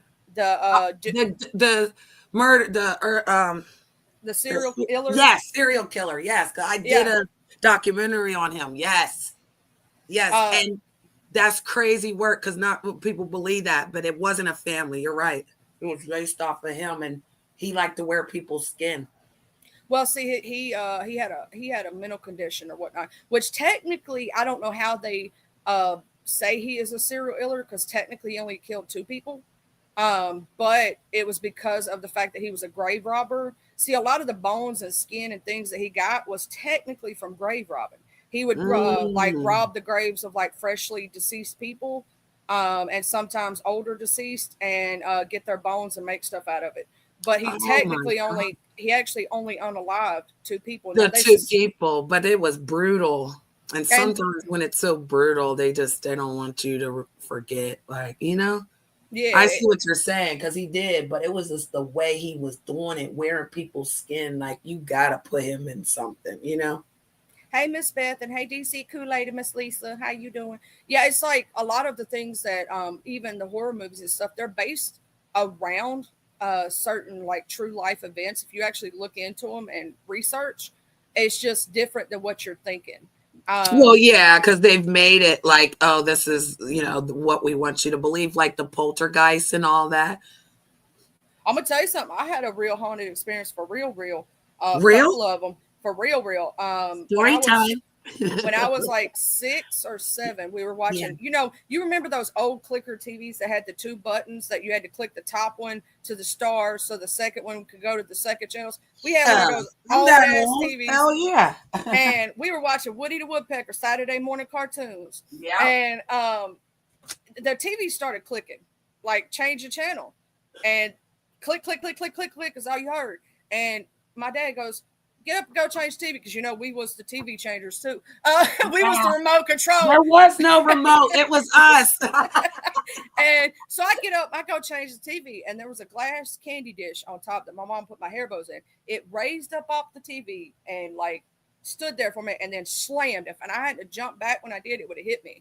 I guess it got mad at me because I changed the TV channel, and on that one side, because it was like, it had 2 doors to enter. It wasn't a double-sided apartment. It was a double-sided house. One side was the kitchen and the area for like washing clothes. The other side was like the living room and the bedrooms. Okay. And when you got on the kitchen side, it was always cold. We didn't have an AC. It was always cold. I'm talking about 100-degree day in the South. Yeah. Freezing cold all the time. Didn't matter what you did. You couldn't heat it up with a heater. It always stayed cold for some reason. And then there was a couple more houses I lived in. There was one when I was a baby. My mom says I shouldn't remember this, but I do. We moved into this one trailer, and I was deathly afraid of one room in that house. I remember when we would walk, my mom would have me on her hip and walk back to that room. I would take off screaming and crying. Like I would like totally lose my shit as a baby, right? And I remember her setting me on my little blanket, my little pallet with my little toys. And I was sitting there. This memory scared me so bad that I remember it. Dishes came out of the freaking cabinets, was slinging everywhere. Oh. And my mama told my daddy before he went to work, he said, by this afternoon, I'll be in a new place. I'll leave you a note of where we at, but we not going to be here when you get back. Sure enough, she moved the entire house, everything in it, had everything set up in the new house by the time my dad got off work. Wow. Left him a note where we was at. She wasn't going to be in that house. That house was evil. I know. I heard that. A lot of people say that, like growing up, when you living in the house and you're younger, you can see certain entities, right? But as you grow older, it says that we're supposed to be distant to that, Charlie. But there's so many times that people had stories when we were children, and we used to do the campfire story where, like you said, you sit around and tell and there was a lot of that. A lot of people used to say doors would open, Charlie, that things would be moved. You sat something down and came back, it was gone. Nobody was in the house with them. And as a child, we're just like, oh, these are ghost, campfire stories, But when it sticks with you that long, you know what I mean? You just, certain things you can't get out of your head. And I never forget when, and I was grown. I was hella old grown. I was in West Virginia, and I saw one of them like skinwalking type of things. It was real tall, Charlie. Its elbows was all the way down to its like knees, but the knees were like backwards. They were like out. I mean, they were like going back instead of like, how ours come forward. And that's when I was said, hell no, I'm getting the fuck up out of here. I'm trying to tell you, I was floating down the 73, Interstate 73, and saw that damn thing in my mirror, and the construction people were right there. So it was kind of weird. It was almost like they were like helping it cross the street. It was weird as hell. And in that moment, I called my cousin like, girl, I done saw this man. She said, you is crazy. And started laughing. I was so mad at her that she didn't believe me. And like I said, we were old at this time, but we used to tell stories when we were kids, and here a grown-ass woman, I'm like, girl, I've seen this crazy. And she's like, girl, that ain't real. That ain't real. So it's always like, even keep believing that. Keep believing that if you want to. I know what I saw, and it may. I know what I saw, Charlie. Let me tell you something. The day before, literally the night before I had my son, I was in the hospital. They were getting ready to ship me to Jackson, which from here to Jackson is 4 hours. Usually if they ship you from here, it's a death sentence because there's nothing else they can do for you, right? Oh, so they're sending you to the university hospital, basically be a test subject. Right. They do. here in Pittsburgh. They life flight you anywhere to come here because we have the best hospitals. We're supposed to save your life, Charlie. But go ahead. And I didn't know that it was a lady that I called my aunt. She wasn't really my aunt, but I loved her like one. She Okay. passed away that night. I didn't know about it until obviously the next day. I turned over and I saw her standing there in her favorite dress that she always wore. It was one of her favorite ones that she dressed up in. Mhm. And I thought I was tripping. I was like, nah, I ain't seeing what I thought I just saw. I'm tripping. These drugs they got me on. I'm telling you, I'm tripping. I look, she's still standing there. I'm like, oh no, like when you don't want to admit you seeing something you really Right. seeing, and you're like trying to explain it away because logically you shouldn't be seeing that. Facts. And that's the way I felt. I felt like that. And then I found out the next morning she passed away at 2:30 that morning. That's when I saw her. She came to me. Right before she left. Mm-hmm. And my she mama, didn't say before anything she or nothing. passed, said she's seen her sister, and her sister was her twin. She had died 3 years before my mama passed. And my mama I think was in people a state of do. moment. She said, I see you, little bit. And everybody's like, little bit's not here, mama. And then she said, no, she's sitting right here with me. She literally said that my aunt was sitting at the end of the bed with her. And Well, then see, at an that hour or two time, after that, she was gone. I was so close to death myself. I believe that's why I could see things, if that makes sense. Oh, I believe you, because I died when I was 13. I believe that people can see things and know things. And I think I'm going to say this. I've been around a lot of homes. Like at my old house, we had a ghost that was there. He actually got murdered in the house over a card game, but he didn't bother nothing. He just liked to play tricks. Okay. He liked to lock the bathroom door. Okay. While you were inside. Okay. He liked to change the TV if he didn't like what you was watching. And if you was listening to some music and he didn't want to hear it, he would change it. He just liked to play tricks on you. He wasn't no evil, bad spirit. That's like the one that lives in my house right now. I didn't want to mention that, but there's the old man that made this house. He's still here. Yeah. He only lets us and if you do here. something he don't like, he lets you know. He will let us know, but he's mad because so he wants this house fixed and rebuilt, and the landlord won't do nothing to it. He wants to sell it. And I wanted to buy it before the shebang bang, but after that, the value of, but yeah, he's still here. And it's so crazy, Charlie, because when he used, how when you look out the side of your eye and you see somebody moving, like the children move around in the rooms and they go back and forth and you can like see out the corner of your eye.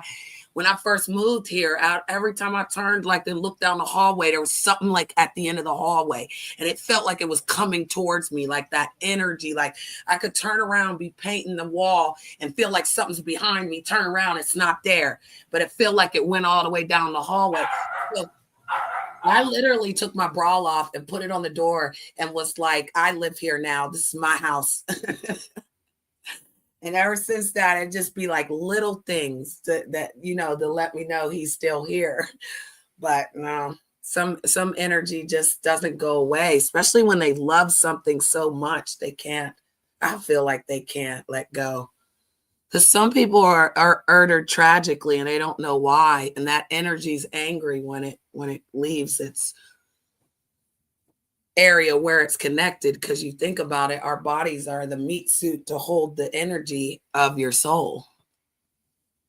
And so I don't think the energy actually dies or dims out. I feel like it needs to go somewhere else. And so that's why we can see them at certain times. If you ever come to Mississippi and you ever go to Amory, they have a haunted museum, and the train car during the broad daylight. I'm not, most of the time you have experiences like when the veil is the thinnest, right? Yeah.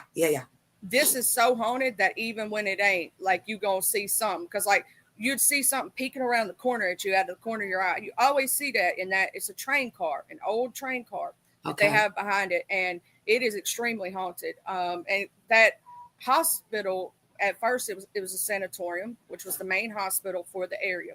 Then it switched hands and became an elderly hospital for old people.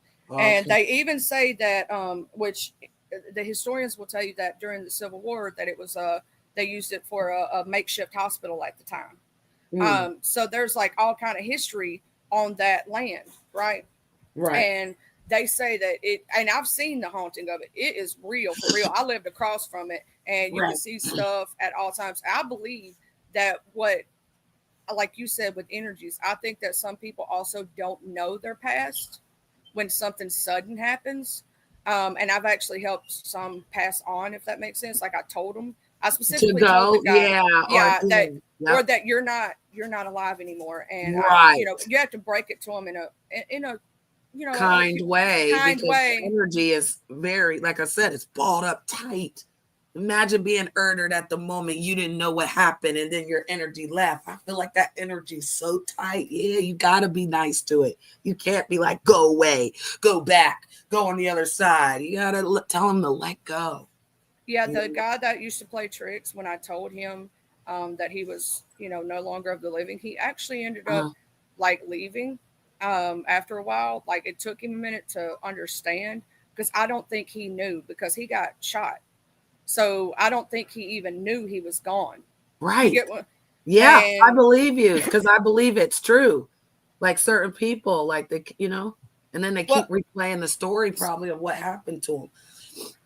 I also believe if somebody dies, like at my one of my houses I lived in, a lady, she unalived herself. Her spirit started turning bad after a while. Like at first it wasn't. I believe that people who commit suicide in a Okay. bad way, I believe that at first their spirit is clean, but they keep reliving that moment over and over Yep. until it can turn their spirit bad, right? And Mhm. I think those are the ones that you have to really explain that they're gone before they do, before it turns to that point for them, so that Mm. they can move forward. Because I had a friend who he intentionally had a demon spirit attached to him for a reason. It was attacking some kids, and the kids kept having nightmares and like would come up with scratches on them, all kind of things. And he literally invoked it to attach to him instead of them. But it took him years to get rid of it. Like when he would come around, you would feel a dark presence, like Right. with him. And then all of a sudden, one day he come over and it was gone. And I was like, wait a minute. You know what I'm saying? What's going on Mhm. here? And he told us, eventually told us the truth and everything. It was really cool. Yeah, because a lot of people didn't Yeah. know, like touching that Ouija board was Yeah. dangerous. That board is horrible. Yeah. And Don't fuck with those. I tell yes, and people, it really does open portals. And when I was like 13, 14, the children, like we went did a party, right? And they was all playing with it. And ever since that time, it just never felt like a lot of people had injuries because of it. The people that touched it, they were, not well, I like got to tell you after what happened years. with that. I walk in a friend's house. I've never been to her house. And the minute I walk in, on her wall, she had them up like display items. Oh And I my don't mean just one or two. I mean shit. quite. You know what the hell I did? Walk Ran smooth right the out of hell there. out of that house. And she goes, Ran "You don't right want that out of house?" there. Yeah, I you said, better. "No, ma'am." I said, "No, ma'am," because I'm gonna tell you something. God told me to be smarter than that, and He said, "Don't fuck with what you don't understand." And I ain't touching Yep. that. I ain't being Yep. around it. Mm-mm, And you mm-mm. notice they put it in the store with the playing games and all the board games as if it's normal. It ain't. Don't touch that shit. It opens a portal to something you can't control. And I'm gonna tell you something. Even if you say And you goodbye, can't it don't close it. mean nothing. Yeah, they try to say you could close it. You can't Mm-mm. close it. There's Don't no play with that. sense. Yeah, there's no sense to talk to those folks. Here's the thing: like, if you don't understand something fully, and you can't fully understand that, right? I don't care how much training you have, how smart you think you are, how powerful you think you are, in your blood or whatnot. Because I'm Native American blood, and I know that I have shaman blood. You know what I'm saying? So I know I'm powerful. That's not the point. There are some things that God gave you sense not to fuck with, and that's one of them. Because you're gonna call something forward that's gonna trick you, because there's a lot of tricksters that's gonna pretend to be a lost loved one or someone you love and make you feel like you did something, and then you're gonna mess around and find out, and you Yep. done mess with something that you ought not to, and your ass gonna be playing with demons. So no, I suggest, and if you ever see me walk in a building and I walk smooth right the fuck out and say nope, you better do it too, because something bad there. I felt it. I don't like it. I'm gonna say this: if you ever walk into a building and you feel all the hair on your body stand up, and you just feel this awful sick feeling, don't stay Yeah. in that building. Let's go. Just go. That's like Listen to people your too, body. Charlie. I'm sorry, but I can do that with the vibration of your voice. So a lot of Yeah, people some don't even people. understand, but I can tell by the vibration of your voice if you're lying, if you're insecure, if you're hiding something, or if you've got something on you that Bad maybe I don't even intentions. want to. Yeah. And And I'm that's gonna even say this: when you listen to your walk gut on their about line. people. Mhm. When you start talking to somebody, if they start draining your energy and Yeah. you start feeling real bad, they Yeah. have negative intention for you or for themselves. Yeah. Something ain't right. Walk away. That is your best bet. Listen to your intuition. It And think will not about lead it. you Words wrong. are spells because you know they are because they chant them, they use them, they do certain things, right? When they conjure. So if words are spells, when people keep saying you're this, you're that, you're this, they're trying to write that story for you. They're trying to put that on you. It's almost like they're trying to go into that energy and rewrite that onto your energy. You're a WHORE, you ain't this, you ain't that, because who really wants that spoken? Don't speak it into existence also if you don't want it to Exactly. When you happen. speak to people, you say, what? Hello, Charlie. How are you today? How you Hey, doing, Miss girl. What's Janet? going on? All right. Now, how's everything going? You don't just walk up to Charlie and be like, Charlie, I don't like your blonde hair. Charlie, I don't like your big old boobies. But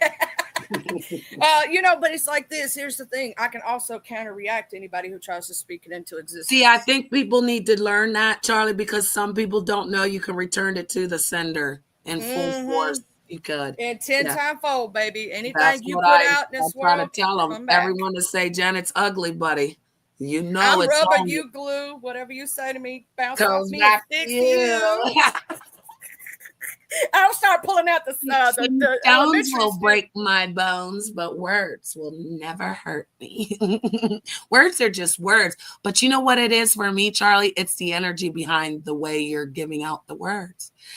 See? Because if It's you also when you live in a believe. good energy area, you're going to give out good words, good inspirations like you were teaching us today and reliving. You just literally went into the past and brought the past back to the future. You know that, right? You were like Back to the Future, Charlie. Okay. Okay, so and here's the thing. Also, if you think about it, words only have power if you allow them to. If you allow it, right?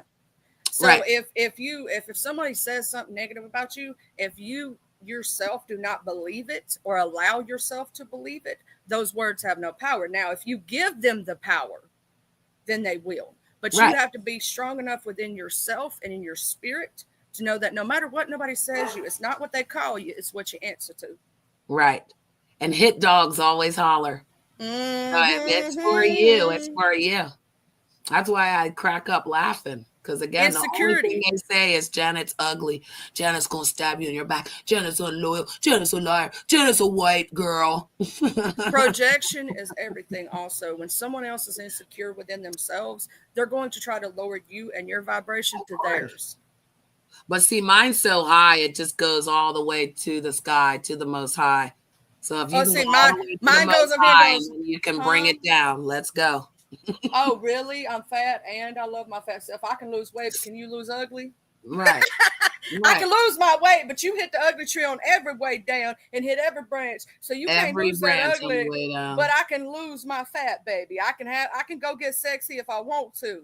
But I love my cake, can you still smile through everything that you do? Because they can't smile. That's the thing. Think about it, Charlie. When you think about yourself, do you smile? When you think about you smile. So again, do they smile for themselves? That's where they should be. And that's why my mama said, don't worry about nobody else's closet. I even said, like, the way they talk out here, never in a lifetime would you talk like this. So why are you doing it here? This is another thing that I also say. Big people are beautiful and so are skinny. Every color is beautiful. People are beautiful, period. Go ahead. Well, you're imperfectly perfect. That's what my mama used to say. Yeah. You're imperfectly perfect because you're perfect for what was made for you, Charlie. There will never be another Janet on this planet. Because they will not have your life experiences. They will not have been through even if they look like you, they're still not going to be you. Just like two identical twins are totally opposite. Still the opposite, right? Because they didn't go through the same things in life. So there will never. Some of those witchcrafters, so unique and amazing.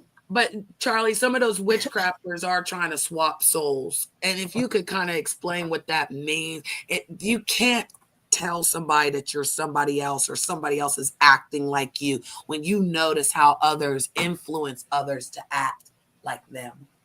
So again, you can't swap a soul with someone. That's just also like this. I'm gonna say this, even though AI is becoming amazing, and in the future, some people think that you would be able to put your consciousness into a AI body, or in Japan you can already, so they're doing it. But go ahead. No, not completely. Here's the reason why I say, even if you tried to make a robotic part of yourself, like a robotic body, and put your consciousness into it, it will never be perfectly you. Do you know why? Why? There are certain memories that even you can't remember from your past. And so therefore, if you're writing the book, even you writing the book, you're going to miss over some things that shaped you into who you are. And so therefore, it will not be completely you. It may be a version of you, but it's not going to be complete. So that's why when I say, they say this, these people are being cloned and stuff, not exactly. Because here's the thing, if somebody was cloned, you would be able to pick out their clone, because it's not going to be exactly like them, because they can't get the exact conscious perfectly from the time you were born until whatever age you are now. There are things that you don't remember from your childhood, right? There are things that you can't remember because your brain can't process all of that and keep it all, right? So every little thing that you went through made you who you are. There's going to be things, if you tried to copy yourself, that are not going to come out perfectly because it did not go through it. And that's why people can't swap you. That's why they can't be you. That's why I said there's only one Brittany. Okay, like she said, there's only one Janet on this Matrix planet. Okay. Now, is there a possibility that in another timeline, another you exists? Wait a minute. Don't go too fast before we jump through that portal, because that's the movie. It still won't be like you, though. Yeah, but remember the movie Us? Yeah. Peele made the movie Get Out, but then he made another movie after that. I watched Us. This Is Us. Yeah, okay. And what was that? What you just said. They were there was a whole family that looked just like the other family. And it wasn't the same, though, Charlie. They can't be exactly the same. That's the point. Yeah. Because they made different life choices. That's the thing about each, even if you looked at other timelines or there's something, let's say if you believe in reincarnation, right? I do. Even your past selves are not going to be like your future selves because your life experiences are different. I believe it. My ex-husband got murdered 4 years ago in a pandemic. They robbed him. They broke in his house, shot him twice in his chest. And I believe his gun was right there by his bed. I believe he wanted that chance to grab his gun to defend himself. And all that anger, energy, after 4 years, sister, my daughter's pregnant. And I really believe Dad's coming back to us. I even said it was a boy. I told her it was a boy. It is a boy. He's coming April 17th. Yeah, Dad's coming back to us. I believe also our animals that we love dearly, I believe sometimes they come back to us, because I've had certain animals that all of a sudden they have like the same mannerisms or the same things of an animal that I had in the past. And I believe it was them coming back to me because they did, like the movie A Dog's Purpose, where the dog keeps getting reborn into different, like, female dog. It gets, different breeds, different things. But the dog was always coming back to that boy because it missed him so much. I believe that sometimes that does happen. Yes, that the human does get another chance to come back. I believe that, here's the thing. I'm a Christian. I am, and a lot of people don't know that, but because I don't push my belief systems on anybody else, because it's not, whatever you believe is your belief, because I think each of us come to our belief systems on our own, and we should. That's free will. Right. That's what he said. Let them believe what they want. Let his journey with them be with you. So my journey with Father is not your journey with him. I do believe also in soulmates and that we are meant to. I do. Do you believe in twin flame? I'm gonna say this. This is the weirdest shit. Me and my husband have been together 6 years. My son is almost 18 years old. There is so many things that my son acts like my husband that is uncanny. Like, I mean, they even say the same similar sentences even before they met each other. Like, imagine, I didn't let him meet my son for 2 years, right? because I wanted to know him before my son did, because I'm that type of person that my son is my life. I'm gonna protect him to Right. the end of things. You So I'm never sitting put here a man listening. in front of your children. I'm listening to my son, and I'm listening, Won't. and I'm like, oh my God, I'm having deja vu. Y'all, it's really like we had a soul kid. I swear to God, he acts nothing like my ex. Aw. Nothing. And the amount of things that they have in common, even Yeah. before they even knew each other, is crazy. The things that they do, it's like their mannerisms, like the things that you would have to be around somebody to pick up, right? Right. They were not. And it's just uncanny to the point it's kind of freaky sometimes. Yeah. And I do believe that me and him have Oh, met I many believe it. times over our lifetime. And I have had dreams of Yeah. my Let's past talk about it, lives. because you'll think I'm crazy after I tell you what Oh, I girl, think. let me tell you something. If I ever have a dream, now this is a prophetic dream. I hate this kind of dream. It really Okay. bothers me. I have dreams, and I know when someone's going to pass if God lets me see it. Right. To prepare you, to prepare. Yeah. This is the weird part. In my dream, if the person attacks me and actually utters me in my dream, they die. If they don't succeed but hurt me, they get hurt in real life. Wow. And I've had the week before my brother died, for 2 weeks straight, I had the same dream over and over. You remember Pet Cemetery, where the sister with special needs? I had the dream that was my brother coming after me in every single dream. The night that he died, though, I had the most peaceful sleep I've ever had in my life. And I was supposed to find him that morning because my mom had just lost my twin brothers, so she was bedridden. So every morning I was making his bottle and making sure he got something before I went to school. I made his bottles that morning. I went to go touch because we always kept a blanket over his doorway to keep it sterile. We kept his room sterile.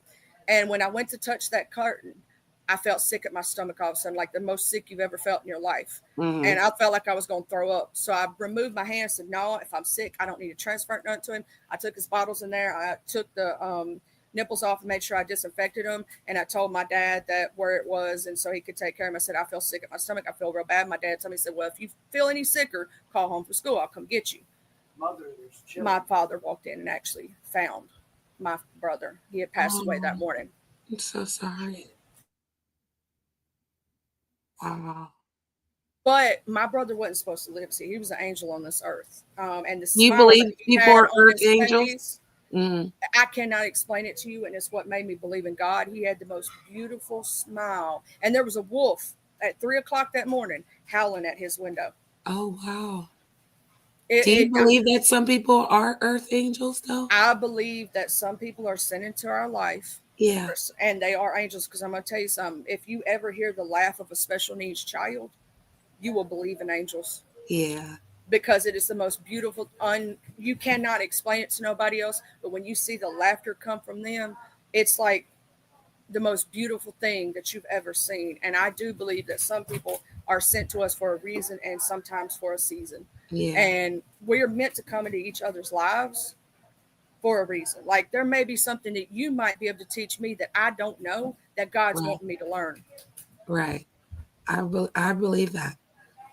I believe that, because some people don't understand that you have a mission, that you can touch someone's heart, that you can turn their lighthouse back on, that you can activate their soul and make them have hope and love and joy again. Because when those things are taken away from us as humans, we can break down inside. And once you die inside, you're a dead soul. If you don't believe in miracles, you're looking at one. Not once, but twice. One time was going to be by my own hand, but God showed me what my funeral would look like and what my parents would go through. I had a complete vision of what would it look like after I did what I was going to do, and I couldn't do it because of that. And I ended up piercing my ears that night. But when I was 20 years old, I got pregnant with my first and only child. I cannot have anymore because it could kill me. And I had, when I was 6 months pregnant, I looked like I was pregnant with triplets at 9 months. Everybody thought, you ready to pop, ain't you? No, I still got 3 months to go. I gained a lot of excess fluid and had complete liver failure. I was yellow, jaundiced like a crayon.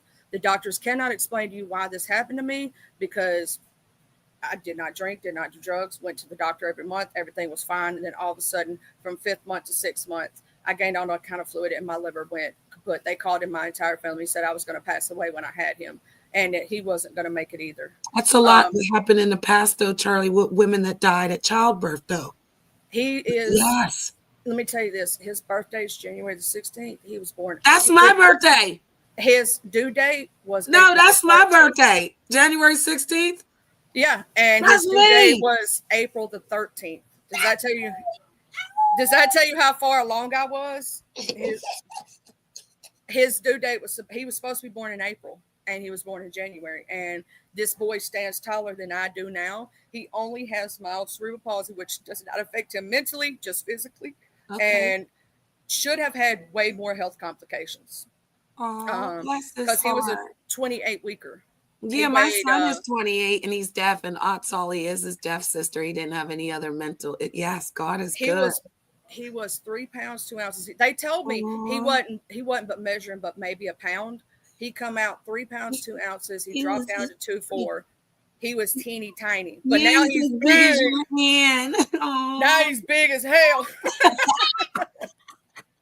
But that's what I tell people, is that sometimes there are things out in this world that are unbelievable, right? Like Miss Beth in the chat here, she's had a near-death experience and saw God, and she saw things that people don't believe. And Miss Beth, I still want to know what that book is. You got to email me, girl, because I'm gonna buy that book. I want your Empress, book. do you have a channel? She does. I do. Let me get over here and get to it. Empress. But everyone who's experienced has a life-death experience. When I told you I died at 13, I was raped, and the baby was in my tube. I didn't know, but through the process, the tube burst. So I was bleeding internally. So when I went to, basically they called 911, I died. By the time I got to the hospital, I was not breathing because the memory that I remember was not alive. I saw brass feet. I laid at the feet.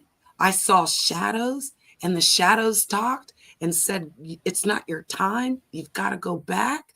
I didn't want to leave. It felt so warm. I'll never forget that.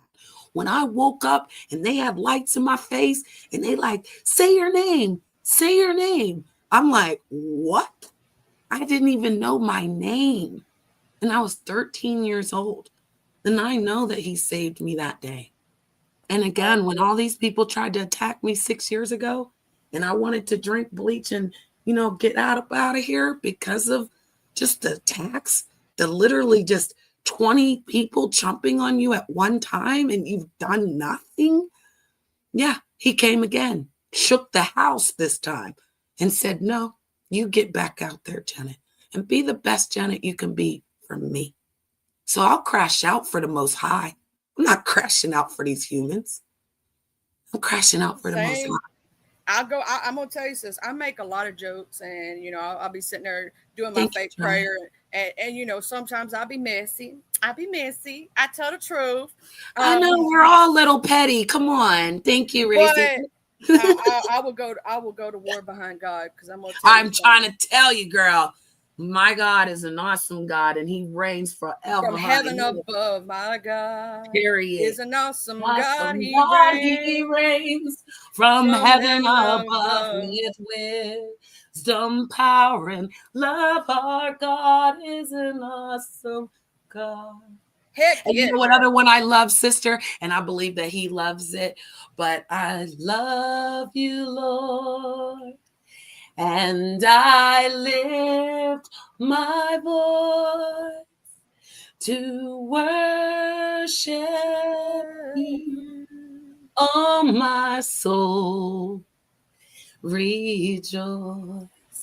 Take joy, my King, in what you hear. Let it be a sweet, sweet sound in your ear. I'm gonna tell you this. God has let it's his ear, not nobody else's. It's his soul and my soul together. We are the divine from him, Charlie. We come from all of that. So when we praise him, when we sing to him, he relights that lighthouse in us, Charlie. Thank you for that, love. Because He people don't know. That's who I rock out with. That's who I know got my back. I don't need, listen, humans fail us, Charlie, because that's what we do. But we learn to forgive and move on, or you just keep it in there. And I don't keep it there, sister. I can't. None of that energy can stay with me. People No, do. see, what I they let it do. go and let God. I let go and That's let it. God. That's it. That's all. And let him, he said, vengeance is mine for a reason. Yeah, He didn't and ask us to do it. And no, slow see, to they anger. gonna get that karma. They gonna get that karma. It's gonna come back and bite them in the butt. I don't know when. I don't know how, and I don't know if I'll even be there to see it. If he'll let me see it, but I said if he gonna let me see it, please let me have my popcorn and you know, Exactly. so I can sit back and laugh. And I know I'm not supposed to rejoice in it, but I'm gonna have to apologize after the fact. I mean, I'm we gonna have to are. go see Sometimes God, we have to see fight. what He happened said both was. sides. What is both sides if we're not allowed to use it? Both If it's sides the of the yin and the yang, right? Well, he gave us good and evil.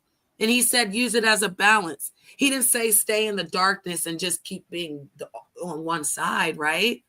There's a balance to well, things, that's why I'm gonna Charlie. say this. When Is what I somebody tell try to people. strike you and throw their fist at you, you're the what? Turn the I'm gonna other cheek. strike back. Aren't you supposed to? Exactly. Well, that's just like this. I'm gonna say this. I tell people I am not that person too quick to anger, right? But you don't want to see that side of me come out. That side is not very nice. That bitch, I try to keep her locked up. She is not a nice person. You don't want to bother her. Trust me. Leave her in the corner coloring with her crayons. Leave her over there. You don't want to play with her. She's not nice. I don't even She's like not playing with her. nice. That's why it's like we're cats. You ever push a cat in a corner? That cat's gonna scratch. That cat's gonna bite. Don't back me in the corner. You don't want to see that side of me, and don't mess with certain things in my life. There's Right. certain. It's like messing with my kid. You're gonna see a side of me you ain't never seen before, and you don't want to play with her because she's not nice, and she's gonna do everything to destroy your life. And she can And lift up the car and slam it on your head. That's what I yeah, feel don't. like when you mess with my baby. That's what I try to tell people. Like, leave me where I'm at. Just let me chill. Please, Mhm. Jesus, don't make my evil side come out. When she does, I cannot control her. It's like, you know, on that short I got where it says the evil, the hood spirit and invades my body and I cannot control her. That is that side of me. Don't let Yeah. her come out. That's my evil side. She ain't nice. But do you believe that as women we wear different hats, Charlie? Yeah. Yeah. Depending on what You're we a have to do. sister, you're a mother, you're a friend. And when you wear those A different doctor, a chauffeur, shit. We have thank you, a janitor. short order cook. Short order cook. I like that one. Sometimes this kid want this and this one want that and that one want this and so you over here making 5 different things. I've done that before. Like sometimes people got dietary restrictions, so they can't be eating this over here, but you want to make this, so you gonna make this anyway, so you gonna make them something else. It was funny when I made tacos. I had to make chicken tacos and beef because they didn't just want the beef. Someone wanted the chicken. And so I had to make up the little, like you said, the little order. Like we were at Like the the other day, restaurant. my son loves like Japanese cuisine, so I got him all different kind of ramens. Went to the Oriental aisle and got him some specialty ones, and then me and hubby ate. He wanted soup, and then I wanted frozen burritos, and then I was gonna get my dad something else, but I ended up getting them both frozen pizza. But next time I'm gonna have to get him some chicken tuna salad and some liver cheese with crackers because he likes that. And so it's like my mama can't have pork because she's, you know, got gout. So when I do make pork of some kind, I have to make her something different. So it's always like that around here most of the time. You know what I'm saying? Yeah. Oh, yeah. So you know what I'm saying, that when you have to do that, then people don't understand how versatile others can be, right? Because like I have a son who has a disability. So I like to talk to mothers who have children that have disabilities because it's so funny how they mock it, my deaf son, and they make jokes. But, you know, he's never said a bad word about anybody, Charlie. And you do something that others don't do. See, I got deaf people in my family. Yeah. My mother is partially deaf and she can read lips. So I didn't necessarily have to learn ASL, but I do know some ASL, not a lot. Because when I was 13, I tried to teach myself because I actually had 2 family members who were born deaf. And you know, they like to use that. I hate I hate when they use the deaf and dumb thing because they're not dumb. I Right. hate that shit when they say that shit. But they used to say that back in the day. I Yeah. hate that. Just like I hate the R word. I don't even say the R word out of my Yeah. vocabulary because that word has been used derogatory. It's like saying the N word, right? It's been Right. used derogatory towards people with disabilities because my brother was special needs his entire life. Do you know how many times I was fighting girls for them calling my brother the R word? That's why I hate that word because it was used so derogatorily when it's used especially towards a special needs person, Right. right?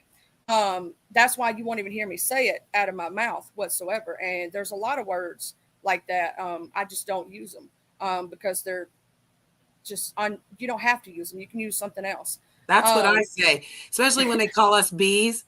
And you're like telling the truth, and then all of a sudden they just jump out and call you a bee. You know you Oh no, got it. you know what I say? Oh yeah.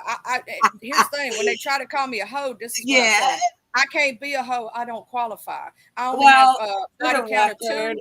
I Well, am 3 the technically. YouTube lover of loving many. If you are insecure about your body and you need Janet to let you, break out, Some hoes is my come best out with friend, the baby. freedom of our bodies. Because why are they trying to body shame us women when we're the nurturers of the earth? You know Like what our kills bosom feeds the babies, our coochie provides the passageway to life. How are you going to tell us what we can't show? And if I show it to you, Charlie, don't mean you got it. Didn't mean you were inside of it. Didn't mean you touched it or did anything to it. So Well, I'm gonna say this anyway. Why is somebody trying to hoe shame you? Because here's the thing: if a man does the same thing, do they get treated that way? Nope. No, they're called a player. They're called a pimp. They're called this. So, let freedom ring. Here's the thing: I may have never had a one night stand. That don't mean I'm hating somebody else that did. In fact, I'd be telling my whole friends, "Girl, tell me your whole stories because I want to vicariously live through you, girl." Because I don't qualify for a hoe card. I'm a monogamous hoe. Okay, I have had. Oh, I love Okay, so I have my body count is 3. Literally 3 and done. Okay, so I gotta live through my whole friends. Okay, but you can't call me a bitch because I am, but I'm not a bitch. I'm the bitch. And I'm that bitch. Oh, I'm that bitch. Misery. Put some respect on it. Put some respect on it. I'm Misery. Yeah, bitch. I'm Brittany, bitch, and I'm really BRITNEY in real time. So I'm Brittany, bitch, for real. I'm Miss Brittany, bitch. Yeah, make her put the Misery or the Miss on it. Oh yeah, I on definitely married twice. You could never, honey, and it's MS because I choose to leave the R out. I call everybody Miss or Misery. Well, it's either MISS, darling, or MS. It's I just shorten it because I'm lazy. But I just shorten it because I'm lazy. I don't put I just put the Miss. MISS. She's never been married. MS, she was married and not now. And then Mrs. You're Mrs. Charlie. You understand? Because you still got your man. Mm-hmm. And I feel like that's another. When you had a man for so long, Charlie, like if you've been married 15, 20 years, you're right. You're the monogamous hoe to him. I love that. Okay, look, I'm going to say this. People because you doing tricks and wearing outfits for him. They be trying to claim they ain't a hoe, but they doing hoe things in that bedroom for their with husband. their bedroom. Thank you. So you may not be a hoe in the sense of you have multiple partners or many, but you still being a monogamous hoe. Yeah. You up there putting whipped cream on it, girl, trying to get down with the get down, girl. Don't play with it. You up there holding them balls knowing they stink. Oh, and then you can. Oh, hell no. Let me tell you what, my man know better. I'm going to tell you that. I don't do stinking balls. Child, wash them balls. Okay, wash the balls. Let me put out a disclaimer. Please, I say this end of every show and sometimes in the middle. Please wash your ass, wash your face, and preferably not with the same rag because we don't need you walking around here with ass face. Clean your balls, clean your cooch. Don't be rocking around here stinking. And Axe spray is not deodorant. Please use some DO for the BO for real dough. And, brush your teeth. We don't need you walking around here in this bitch with halitosis breath. Okay, thank you. Well, see, Mr. White, my mama is 80% deaf, 89% deaf in one ear and 96 in the other. She went gradually deaf over time, but she can read your lips. See, the doctor, this is the messed up shit. She was at the ear, nose, and throat, to get her hearing. And he learned that he had to put a piece of paper over his mouth because he had to redo the hearing test because she was reading their lips. And he was like, oh shit, she's reading her lips. She can understand us. He put the paper over his mouth, over his face, and he goes, she can read lips, can't you? I go, yep. And he goes, well, I'm gonna restart the hearing test because so it's hard of hearing, it's deaf, tone deaf, and then original. My son's profound and severely deaf, so he never heard sound. So he was born with. Did they ever talk about doing the cochlear implant with him? So I was, but back then when my husband, because he's born in 97, my husband didn't want them drilling in his brain. He wasn't comfortable. He was old school, but I really did want it. He would have had the cochlear implant. He would have been able to hear. He would have had that one aid attached to his head, and they would have drilled into his brain. If we do it now, which they can still do it, they're saying that the chance of him really talking would be less than it would have been if we would have did it when he was 15 months, because you'd have to relearn everything. So, but I did what my husband asked, Charlie. I really wish I would have went against him and got it for him. But I will say that even as he's 28, he stays with me because I'm not putting him in no facility. Ain't nobody going to be taking care of my son on Mondays and Wednesdays and Friday. None of that. I would tell you that I like him being ASL because that's his first language. Mom can speak it, so it's my second. When we be at the mall or we're in the restaurant and he's signing to me and it's only me and him, I love that, Charlie. Because that's a bond. Saying and that's a bond nobody else can never. Exactly. Thank you. I'm about to cry because people make fun of my baby, but let me tell you something, baby. Don't listen to that shit. Because I'm going to tell you something else. Well, they're running around with his picture. So if you see any names, Stefan Trowell, that's really my son. And he's if I see it, it'll be blocked if it comes here. But because I don't believe in that shit. My brother was nonverbal, could not speak. He could hear, but he couldn't speak. He had a lot of disabilities. But I'm going to tell you something. There was a bond that we had that I could understand his cries. I knew what he wanted.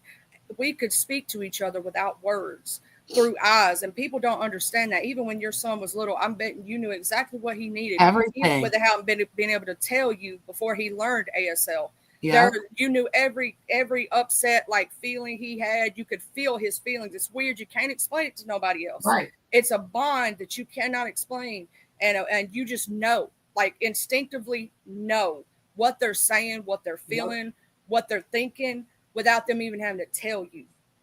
Yep. And I love that he knows when I'm in pain.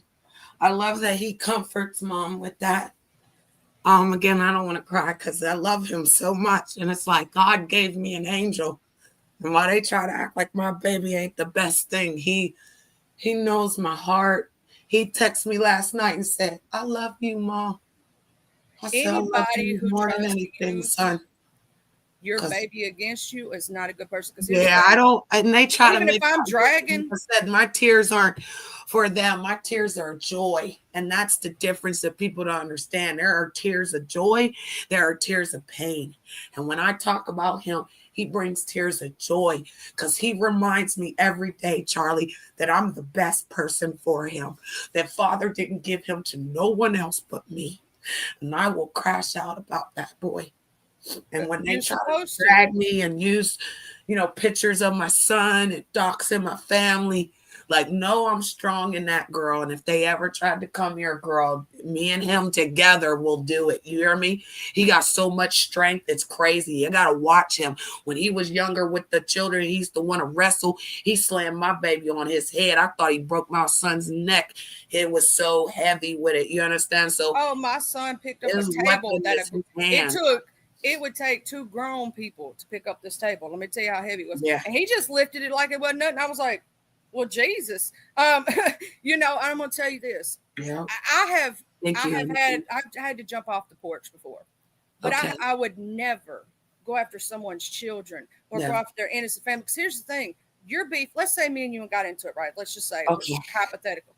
I'm going to keep my beef on you and what I know about you. What I'm saying? Because it ain't got nothing to do with your kids, your family, and nobody else. It ain't they beef. You get what I'm saying? It's our beef. That's Same what I keep thing. telling people. Keep it on me.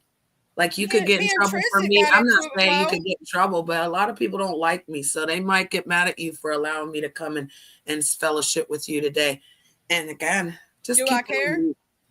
Do I care? Don't try to hurt other people around me because they want to speak to the Empress. But just keep it on me. Like they won't come tell me why they don't like me, girl. But I know it's because of this right here. Well, It's see, because I baby, can I do this don't right live here and they between can't other have a, people's beefs. I can Like, slide into the matrix and I can dot the dots and I can cross all the T's, okay? Because I'm let's good to say people. you are beefing with somebody that I like and I'm actually cool with them and I don't have a problem with them. I'm not going to take on y'all's beef. That's between y'all because here's the thing. I don't have personally nothing against either party. So why would I do that? That makes no sense to me, correct? Like they didn't Because do they it to want me. you You to do didn't do that it to high me. school thing. I don't do Everybody's that. here. Let's all go over here. Let's leave her out. And that's what I keep saying in 2026. Stop trying to get rid of people. Allow them to be and just deal with it. If you don't There want ain't, somebody in the chat, it's not your place to block them if the host didn't say. And you can't block on your feelings because you don't like. Why don't you actually say why you don't like? Because it shows a lot of jealousy and envy. That's all.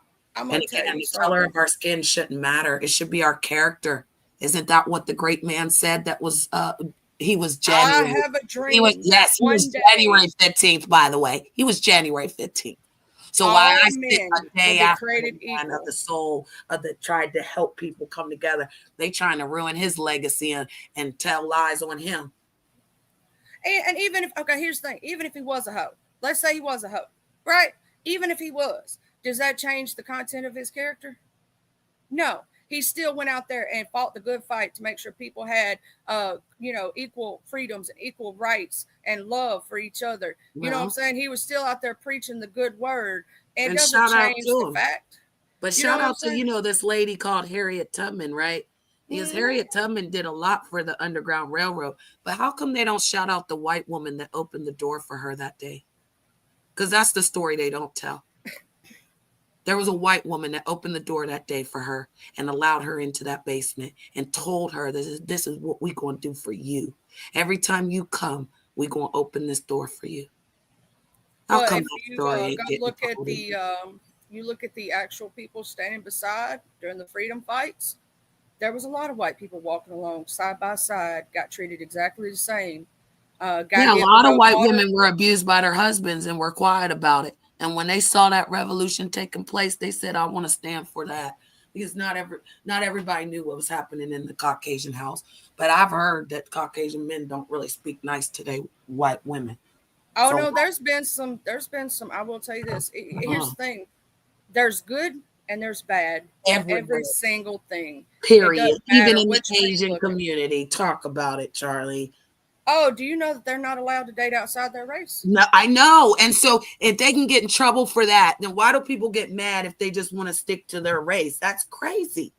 Like, come on, make this Love stuff is make love and let sense. people do what people want to do. And here's the thing, if somebody else wants to do the opposite of what you do, just let them be happy. Here's the thing, if it's not hurting you and it's not Mhm, hurting your family, why should mhm, it matter to you what they do in their life? It shouldn't. They're not hurting mhm. anybody. As long as they're not hurting anybody. Here's the thing.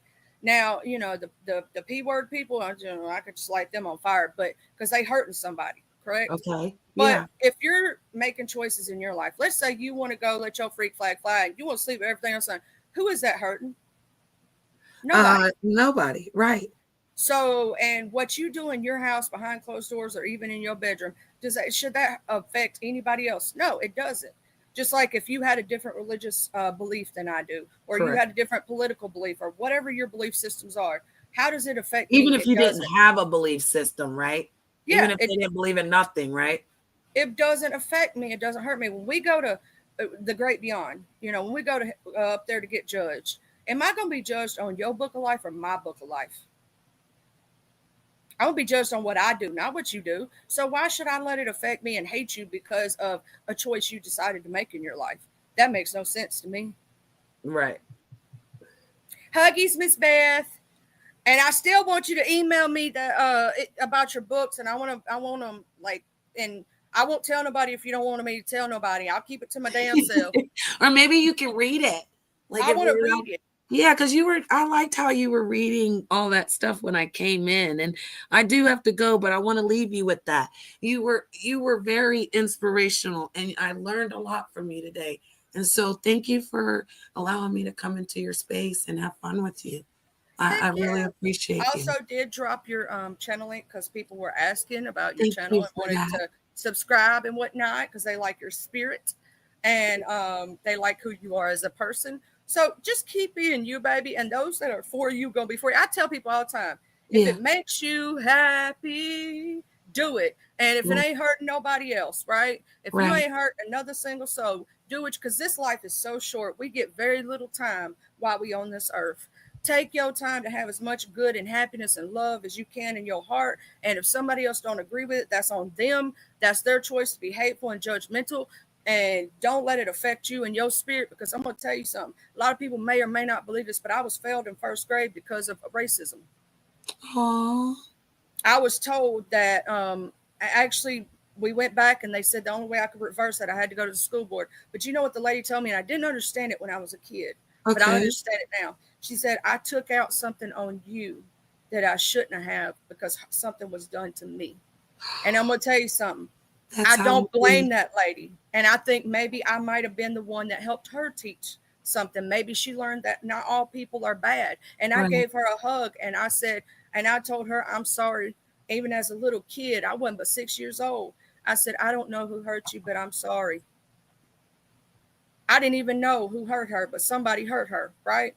Even though Right. she knew she was wrong for taking that on me, a 6 year old child who didn't know.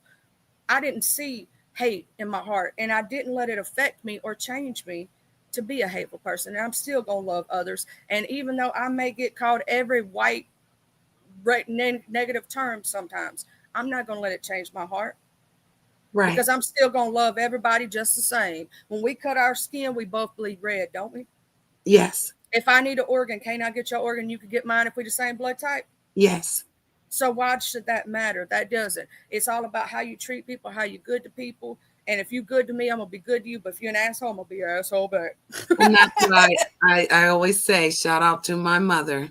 She loved me no matter what. She's a German white woman, and God rest her soul. And yes, Charlie, Girl, we might be long lost cousins. I'll Shit. My try great to great tell you. granddaddy is German, and my great great grandmama was full blooded Cherokee Indian on one side. And then I We got some over other there in stuff on the Ohio, other girl. side.